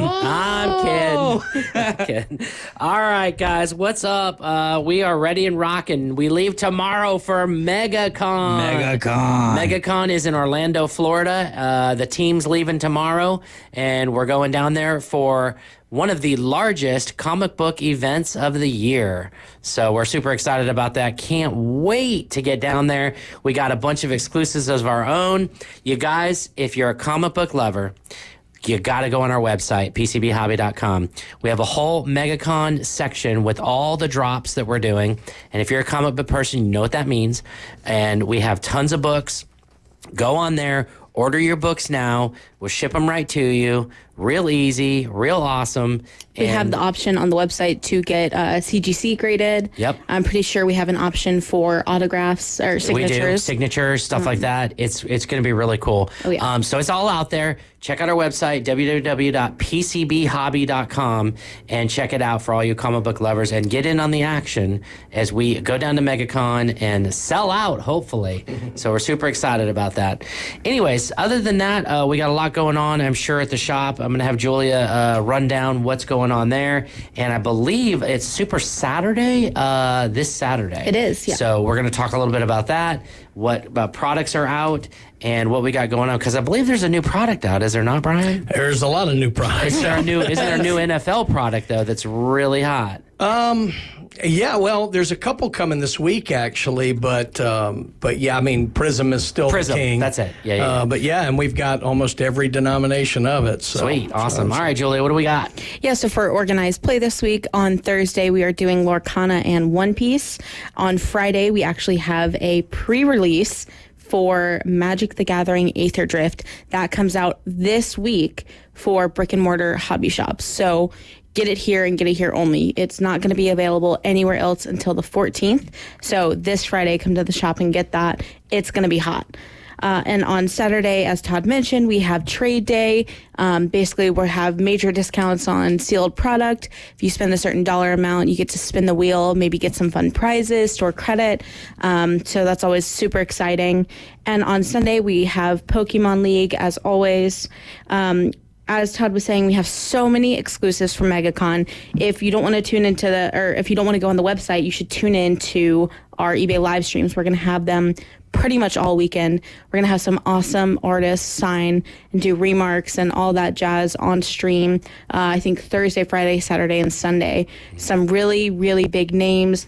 I know one guy is from, I think, Italy. Yeah, he lives Marco in Italy. Mastrazzo is going to be with us, guys. Marco Mastrazzo, he's done a ton of Unknown Comics exclusives. Unknown Comics is a company that does exclusives with Marvel and DC, and he has had Marco Mastrazzo do many covers for them. So he is actually being flown over here from Italy. He is here now in the States, and he will be at our booth, I believe, Friday, Saturday, and Sunday from 12 to 2. Along with Joe Doyle, which is a friend of his, another artist who we've done some books with, which we're dropping at the con. They just name-wise, they seem like polar opposites. Yeah, they are. And then Marco will be streaming with us Friday night. So if you can't go down to MegaCon, catch our stream, PCB Hobby on eBay Live around 6 o'clock on Friday night, and you can get remarks, like she said. You can get autographs, sketches, all kinds of stuff done. So it's going to be really cool. We have some super big names signing with us, so definitely tune into those. If you're at MegaCon, it's so worth stopping by our booth. It is booth number 2002. Yeah, 2002. Booth 2002. 2002. Yes. There you go. Pretty easy. Very easy. Right, Yeah, absolutely. What else? Other than that, just check us out on eBay Live. We're streaming 7 days a week, almost 24/7 at this point. So check us out at PCB Hobby. Stay up to date with all the latest on our social medias at PCB Hobby. You can find us Facebook, Instagram, TikTok, all the above. All right, Brian, what's products we got going on? I was going to say a couple of the sports nerds will be heading to Nashville. We got the Nashville Card Show this weekend, so absolutely. We're going to go up there, try and get some new Aren't we product. back in Atlanta, too, for TCGs? I'm not sure. We're all going different directions. I'm pretty sure. Yeah, I think there's a Collecticon in Atlanta we're going to. Ethan will be up there. And then I think we got Brian and Josh going to Nashville for the Nashville Card Show, which is a very large venue as well. Yeah, and it's good. And then there's a lot of products coming out. This week is a big one. We're actually hoping our WWE Chrome gets moving. It's kind of slow shipping here, but obviously with the Royal Rumble, WWE is a big deal. This is Topps' first foray into wrestling in about 5 years, so it's a big one. And then this week, Topps Diamond Icons comes out for baseball. That's a high-end product. Donruss Football comes out. Rookies and Stars Football comes out. Oh, my Lord. Midnight Basketball comes out. Midnight's a very beautiful, thicker card. Nice. They did it with UFC this year. Now they're doing Gotcha. it with basketball. And then next week is the big one. We have 2025 baseball Series 1. Series 1 baseball. Hits. And then also, just to throw in there to add, the McDonald's All-American basketball will be coming out, and you ask, well, why is that a big deal? That's going to be the first cards and first autographs of Cooper Flagg, who is taking the NCAA basketball world by storm this year, and is probably going to be the number one comparable pick. to how Wemby was before? It can't be to that level. No, I don't right? 'Cause think that it's was going an to quite be to that international phenom. level, but it's going to be pretty darn big, especially since we're coming off kind of a mad draft this past year. Cooper Flagg is going to be a huge thing. He's already a Fanatics exclusive. This is a Fanatics product, so Awesome. it's going to be pretty cool, and that's next week. All right, that sounds great. Awesome. So a lot's coming out is what I'm hearing. We're going to have a lot of stuff going on. We've been doing a lot of streaming of singles as well. Yes. On our PCB Hobby sports card stream. Just in time for Valentine's Day. And so check that out. Well, and Good I one. just dropped off to Josh. If you like kind of nostalgia, I dropped off some older wax, like stuff that I haven't seen in 30 years. Yep. Pro Line Portraits Football, which was one of the first sets with on-card autographs. There was actually Belichick autographs in this set. Wow. That it's really cool. We have like fresh packs of those that haven't been opened in 30 some odd years.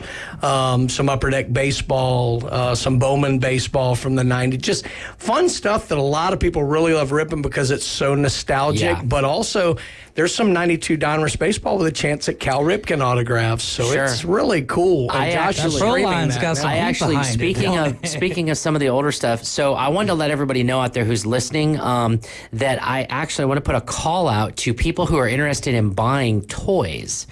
I have a couple storage units full of a huge collection we bought that has all kinds of packaged toys, from superhero toys to G.I. Joe type stuff. We sold all the Hot Wheels off and all the cars, the brand cars from Disney. Until I bought some. Yeah. Yeah. And then, oh, shoot. Well, maybe we have more. Well, that was NASCAR diecast, No, but we not have Hot NASCAR diecast. We have pop figures. We have all kinds of just different stuff. Legos. I have a ton of Legos, guys. If anybody's interested, please hit me up. All you have to do is call the shop, ask for my email. My email is todd@pcbhobby.com, and send me an email and say what you're interested in. I can meet you, and you can look through all kinds of treasures, and we can make a deal. So just put it out there. We have a ton of that for sale that's not in store, in the shop, or at our warehouse. So we got that going for us as well. Yeah. All right, David, what do you got today? What do we want to do? Do we want to talk tariffs or Tariffs Penny or- going extinct? Let me ask James, one what question. do you got? Oh, wait, James, here we go. I got a buy, hold, sell type thing. Okay. All right, hit me So up. with the big trade with Luka and AD, where it looks like Luka's the better trade on this, does it affect the card values of those guys? Like, will Luka go up because he's heading into, one, a bigger market, and two, probably a team for a championship now, and is AD going to fall off because, well, he just got shipped off to a team that just lost by like 40? Let me ask you guys a question first. Did Kobe Bryant always play for the Lakers? Yes. Okay. He wasn't drafted by them, but he always He always played. played for the for 'em, yeah. Lakers, right? His card always went better and better, and up And up. he had some of those things that So you let always me- bring up with superstars. Right. So let me tell you this: where does the baseball player always end up? Who's the greatest ever? The Yankees. Yep. Right. Okay. So I'm not saying Or the Dodgers. I'm not. No. Yeah. But I'm not saying that the Lakers are the greatest ever. But what I am saying, they're probably one of the greatest franchises. Star power. Yeah, And the star power. Of course, I he's don't gonna see- agree. I don't see how this could hurt Luka's card, honestly. Yeah. I think, if anything, it's going to make it better. And if he performs like a lot of the Then it people transcends it? then it transcends it into even a higher level. So my answer is, I think it was a no-brainer, even though Luka had nothing to do with it. He is one of the luckiest guys I know, because I think it was the best for him to end up at the Lakers. Personally, that's how I feel about it. To answer your question more immediately, James, both are sells right now. Oh, yeah, absolutely, 100%. Luka's already up 30 to 40%. Sell. I think Anthony Davis, because the other thing, it's like anything with stock. News is what drives things, and this is change. it gets interest up. So as long as they're not pulling an OJ, driving down the 405 in a Bronco, exactly. News is actually good for getting interest up on guys. So Anthony Davis is up, Luka's up huge. De'Aaron Fox is going to be up. I mean, but the problem with that is people, a lot of times people think, well, I need to be buying now because there's excitement, and that's fine. I think you've missed that opportunity. That's the sell now. Right. Wait that's 2 months. Cardinal silver gold. That's the silver gold mentality right there. There was probably, if you had Shams notifications going, if you had in about 15 minutes after that notification went out, you had a buying opportunity. That's it. After that, it was all And so set. what Brian's really saying is this, is it a sell? Well, of course it's a sell, 100% sell. The problem is, the buyers are not too smart. Yeah. You should not be buying right now. Yep. It's not a buy because it's going to be too high. But isn't that kind of the beauty of what it is? That's what I love about the market. Is there's going to be people who don't care. I say it all the time. This is the gold and silver syndrome. Gold and silver go up. Everybody lines up to buy it. Yeah. Why? You should have bought it when it was cheap. Yeah. What's the point in buying it now? What's the point in buying it now? Because you're worried that you're going to lose out on having silver and gold, and that it may go up even more. But there's no crystal ball for that. Yeah. So in speaking of that, you guys brought up something earlier about tariffs. So yes, I believe the tariffs for the other countries, for Canada, for Mexico, and China, I believe that does actually have a metric that helps silver and gold go up. Now, however, again, I said last week, remember, silver and gold typically goes up in March and April. So this is not out of the realm to see silver and gold fluctuating like this. Which gold really hit all-time highs. Yes. 28.20 or somewhere in there. Yeah, what was it? 28.20 something? Yeah, it was 28.20 something at open. I think it settled back. Yeah, settled back a little bit. In fact, I have it on my phone. I can tell you currently what bid is. Bid is not necessarily the high dollar amount or the ask. Bid's a little bit lower, but it's 2812.90. The highest gold I've ever seen in my lifetime. Yeah. So, and futures are at 28.57. Exactly. So and gold, silver. Don't buy now. So unless you're buying it from PCB Hobby. Honestly, unless you want to buy, if you want to buy some, come to PCB Hobby. Here's the problem, though. It's high. The weird thing, it is high, but we're just entering this tariff thing. And that's the thing, is it could go up. I think the minimum floor for gold is 3,000. I agree. I think it's going to keep going until it hits 3. Now 3, I think it might stick. I think it just might stick, and that's it. We might see it a little under, a little over, a little under, a little over. I don't think it'll go much more, even during the next 4 years. I believe it's just going to stick, and it's going to be a solid buy and sell around $3,000. Simple as that. Would you expect over the next couple of weeks and months, as all this is going on, the speculators, there's going to be high volatility in metals? Right. Wouldn't you think? Yeah, absolutely. And that's what I agree with. Look, if you watch Thursdays, it's the weirdest thing. Gold either tanks, or silver and gold either go down or they go up. You usually don't have a Friday that's not an indicator of what Thursday did. Yeah. And what I mean by that is, if this Thursday you see it drop by $30, it's going to be that way on Friday. Yeah. It's not going to rebound on Friday, and you're going to go into the weekend with a drop of $30. That's a buy. You buy. Yeah. In hopes that next week it has a bounce back. Yeah. It may not. It may go down again, but that's okay. As the smart investor, if it goes down again, buy a little more. Mm-hmm. So notice what I didn't say. Spend all your money on it when the dip hits. No, when a dip hits, spend some money. Yeah. Then if it dips again the next week, even further down, spend a little more money. Yeah. Because then you just cost average down across the board. And you keep doing that until eventually it cycles the other way and goes up and up and up, and you've cost average down the whole time. That's the smart buyer who buys silver and gold. That's the right way to do it, in my opinion. Now, either way, we've got it for you. Either way, we have it for you. But that's you want to buy high, you want to buy low. That's either how way. you really run the market. Is really how you do it. And again, gold and silver aren't an investment; they're a hedge against inflation. That's right. So what does this tell you right now? Gold's at 28.20. It means everything's expensive. Yep. That's what it means. So if you tariff the countries that we do business with, think about it, and that means products go up, cost more. silver and gold are going to go up as well. That's right. That's what I'm saying. You're going to see a 3,000. Groceries were getting cheaper. So if you think just because Trump got in office that all of a sudden things are going to be less expensive and things are going to go down and inflation's going to curb, absolutely not. Because Trump's a business guy. All he's trying to do is reset the market of doing business with these countries. That's correct. It's not about taxing us all so we could have to pay more money.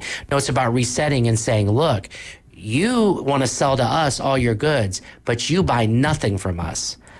Wrong-o. You need to buy some stuff from us for the goods you make. You need to be doing business with us as well as us just doing business with you. That's all he's trying to do because, again, he's a smart business guy. So, and you guys can all chime in and say, oh, yeah, you must be a Trump lover. It's not about that. It's about being a business lover. And I love business.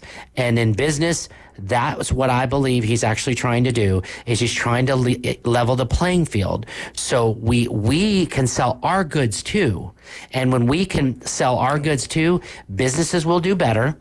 And when businesses do better, we all have more money. Negotiating from a position of strength. From a position of strength, right. What do you got, James? With Panini being an Italian company, is that they're going to affect prices on like unopened packs? Yeah, I don't really know. Are they going to tariff? Well, we don't tariff Italy right now, and honestly, there's also a subsidiary, Panini America, and so that's actually who we the don't cards get. we do. We business honestly, if you really start figuring out who we get goods from, we don't get a lot of goods from the European countries, and we just don't. I mean, let's call it what it is. You want to talk about negotiating from a position of strength? Do you know who owns Panini America's printing presses? Fanatics. Yeah. That's a little of why Panini's been a little slow this year getting stuff out. And I can tell you that Fanatics is going to be the king. We're positioning ourselves, not to say too much, but we're positioning ourselves in the right manner. That's right. For Fanatics. So I'm super excited about that. And I think Panini will eventually be. Now maybe there will still be an Italy Panini, but the American side of Panini, the American sports side, I think is going to eventually end with Fanatics, as I think it should. I'm fine with that. As long as they do a good job for the consumer, I am fine with that. I have no problem whatsoever. Which brings us into our next thing that we wanted to potentially talk about is, should we get rid of the penny? So we'll go quick on that. All right. If I say yes, I say we should get rid of the penny. I think a penny is a waste. Because it saves us money. It saves us money. It costs the U.S. actual money over a penny to make a penny. Why would we do that? It just makes no sense. The European countries went away from that for a while. Unfortunately, they're still 1 cent euros now. So don't know how I really feel about that. Do they call them 1 cent euros, or do they call them one? It actually says 1 cent on them, but they're euros. They're 1 cent. They're a how many cent. So cents it's goes into a 1/100th of pound? it. So it's not a pound. A pound's Great Britain. Euro is all the other countries. Yeah. So tells you how much. I don't do as much track. Tells you how much David knows. Anyway, bottom line is, David, don't go to another country. The bottom line is, Todd is no longer welcome in Illinois because they always put up the biggest fuss because they want Lincoln on the. Let me tell you this: if they would end the penny, it would infuse thousands upon thousands of tons of copper back into America. Which helps so many different sides of so many different Which will stop people from stealing stuff out of cars. Yeah, it would literally, you could melt the copper pennies from 1959 to 1982 and turn that into money, and the copper could go back in the system for copper wire. It would, and hopefully it would bring copper prices down. It would actually help, I believe, if we got rid of the penny. Now, again, from 1982 and a half to now, there's zinc underneath, and they're copper plated, 5% copper. Which I've been trying to use that for when I'm sick, and it just doesn't work. In the end, it's still not worth it. It's just not worth it, and I don't know why the U.S. government doesn't understand it. But to be fair, I got to say, the U.S. government doesn't do a lot of really cool designs and cool things. But also, to be fair, we're only a 200-year-old country. All these other countries are thousands of years old. That's true. So they've had a lot of time to develop really neat-looking currency, really neat-looking coins. That's very fair. I was about to say, because they kind of all followed our tracks into the world of technology. Right? Is that fair? Outside of maybe Japan. Fair enough. We Japan always and have China. the technology edge. However, we are very old school in our money, and it's just interesting to me. It's time to spruce it up. It is time to spruce it up. Come on, Todd. To be fair, our $100 bills are blue now. That's about as sprucey as they've ever gotten. Have you seen an 1869 $1 silver certificate, or excuse me, $1 treasury note? It's rainbow colored. No, I was not alive Back then, they actually did really cool stuff, even though it And we've gotten away from that. And we've gotten away from that. We just said, you know what? You got Ben We got Franklin a on the couple of $100 guys. bills. No problem with having Ben Franklin, but make the thing look cool. I mean, at least put My some God. lightning bolts, some keys with some kites. Come on. Something. Oh my God. The guy invented electricity. I know, or right? at least discovered it. Right, exactly. Although they made a $1 silver commemorative of Franklin the scientist and the inventor, and it's actually kind of cool looking. So, Be careful asking for cool, because we're going to end up with Taylor Swift $20 bills. I'm just saying. That won't be enough. That won't. That's $1 billion. Don't even talk about cool. All right, over or under. 8 times she's going to be shown on the TV during the Super Bowl. Oh, first quarter? Over. No. Over. Really? You guys think over. I think a max 8 times. No. A max 8 times? Max 8 times. I'm Okay. a max 8 Can times. we do 7.5 then? 7, that's fine. Over. What does the half Over. look like? Well, Just the like half, the half means shot that of there the can't be a back of her tie. head? No, the Oh. half can't be a means there tie. can't be a tie. So it's Yeah. like it's either 7 Gotcha, or it's gotcha. 8, but 7.5 breaks the tie, so Right. there's no pushes. Right. So I will say I think 8. I think 8, and I'm right there with you. I don't Easy think it'll be 15. much more. I don't think it's going to be much more than 8. Easy. Okay. Are we talking once the game starts, or are we talking All right. whole I broadcast? want a gentleman's bet on the air with Brian. Brian says 15. I say 8. All right. All right. He does an odd number. I did an even number, so there shouldn't be a split. All right. Closest to over or under doesn't matter. So if it's 10, I win. If it's a 12, he wins. Okay. You know what I'm saying? Yeah. Okay. Simple as that. You're assuming I'm a And gentleman. what are we putting on this? Gentleman's bet, just a gentleman's bet, gentleman's because it's bet, on okay. air, and I Yeah. don't want to sound 20 like bucks. a gambler, but I think $20 sounds right. All right. But anyways, I mean, we were talking Benjamin Franklin. unless he's a chicken, unless he's I like Andrew Jackson. Yeah, unless he's You're a also talking bot. about pennies, so. Yeah.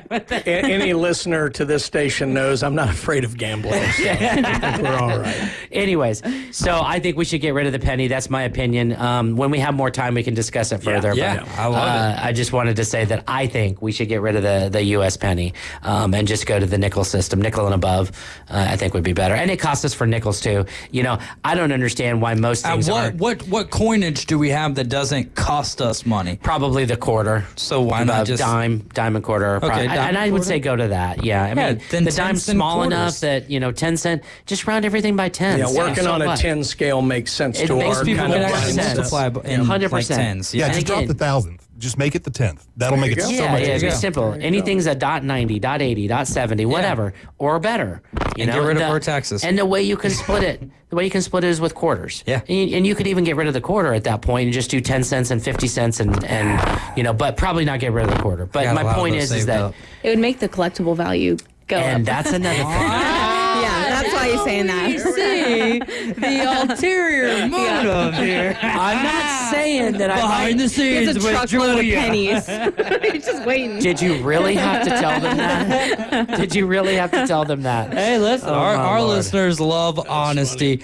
Julia, if you don't mind, hit us with another rundown before we let you guys go here. Wow, man, we went way over, but it was such a fun segment, was man. good. It's always Absolutely. great. What's the rundown that we've got coming up? Coming up, we have MegaCon. We're going to be doing so many streams on eBay Live. You can find us at PCB Hobby. We stream for coins, comics, sports cards, and trading cards. If you're local, then come visit us in store. We're right next to Florida Linens. It's going to be 11939 Panama City Beach Parkway. So come visit us. All right. Well, Todd, Julia, Awesome. Todd, be safe on your way Thank down you. there to Appreciate that. Orlando, right? Absolutely. There Yep. you go. It's going to be huge. And if you're here in the area and you want to go check out some great, if you want to go nerd out with Todd and the gang over there from PCB Hobby, go check them out. Thank you guys so much for stopping by. Very fun segment. As always, you're riding with the Afternoon Underdogs. This is ESPN Northwest Florida. Quick timeout. We'll be right back for our final segment of the day. And I'm going to let Coach Brian Haddad loose on his Royal Rumble recap. ESPN Northwest Florida presents the most college basketball. Three-pointer, push it in. College basketball is back. The Panhandle's destination for live play-by-play. The SEC, ACC, and beyond. Oh, you saw that coming, Rampant. The biggest games play right here. ESPN Northwest Florida. Good evening. This is Joanna on ESPN Northwest Florida with Monday's weather forecast. A variety of some clouds and slight fog tonight with a low near 57 and a wind 2 to 5 miles per hour. A mixture of slight fog and some clouds tomorrow morning and a temperature of 67. About the same in the afternoon and evening around 70 with a mixture of mostly sunshine and slight fog. This forecast is sponsored by Mid-South Lumber, the best little lumber yard in Panama City. Thank you for keeping that dial on ESPN Northwest Florida. Rely on it. Hi folks, I'm Tracy from Tracy's Fine Jewelry. Love is in the air at Tracy's Fine Jewelry, and what better way to celebrate love than with a beautiful piece of jewelry? Our Valentine collection combines the most popular trends and top sellers with the largest selection at the best prices. From exquisite fine jewelry to our most trendy and affordable sterling silver pieces, we're sure to have the perfect gift to melt her heart. Folks have trusted us for 50 years to make their Valentine sparkle. This year, make it sparkle even more with a gift from Tracy's Fine Jewelry. Los Rancheros has been doing it right for 20 years. Los Rancheros brings a top-shelf dining experience to you with the opening of their beautiful new building. Watch all college and pro games on Los Rancheros' 14 large-screen TVs with great drink specials daily from 2 to 5 and during all the games. Los Rancheros, the place for live sports and great food on 23rd Street between Jenks and Harrison.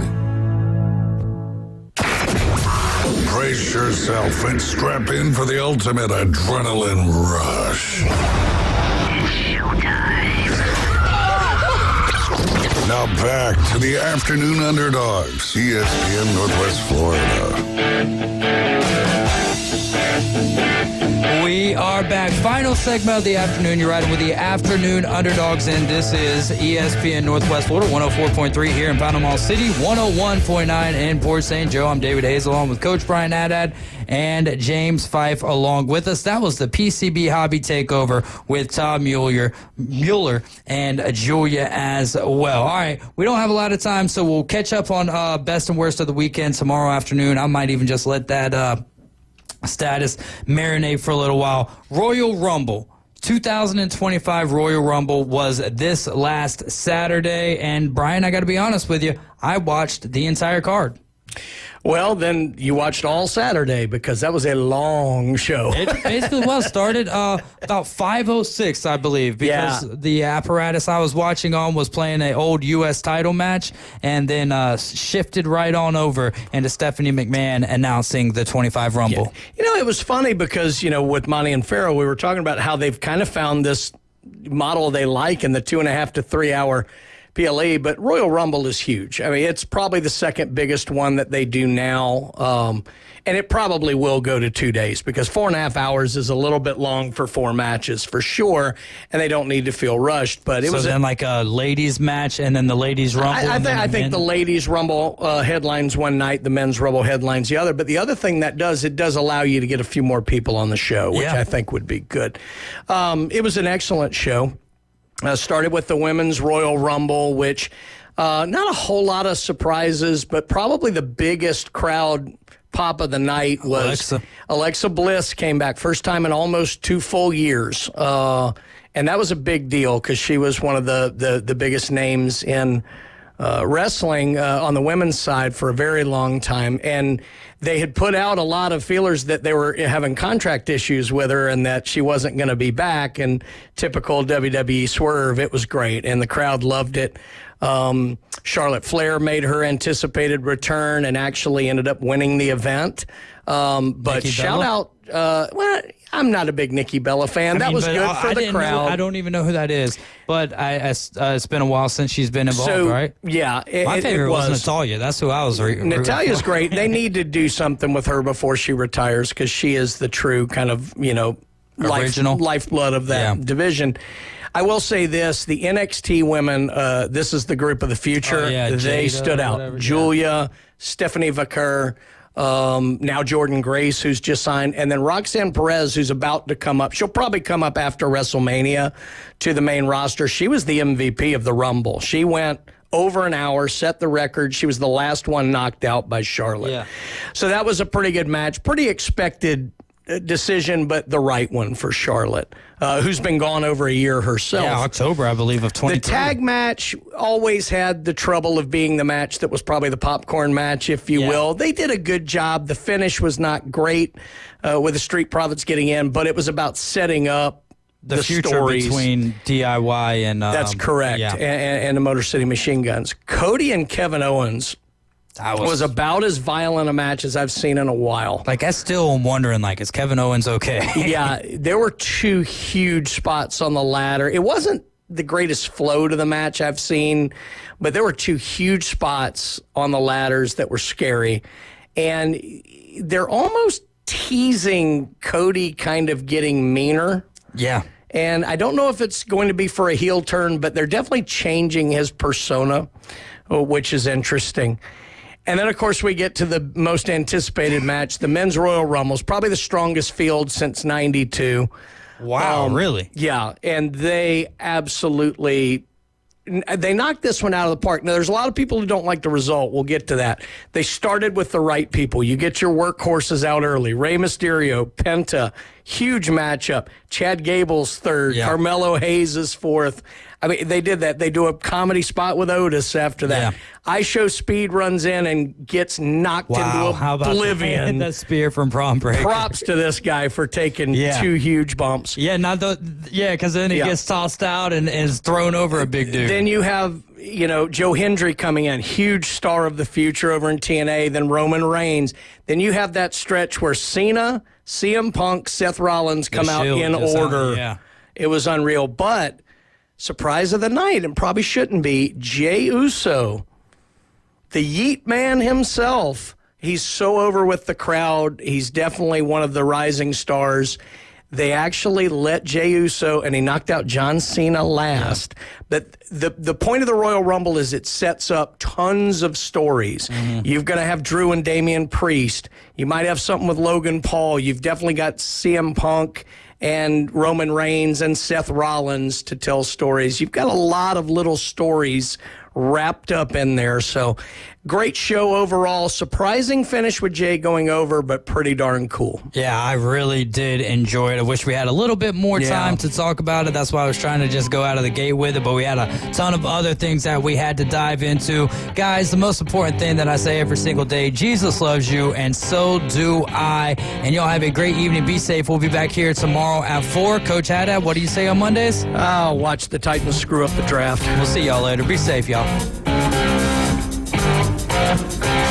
ESPN Northwest Florida.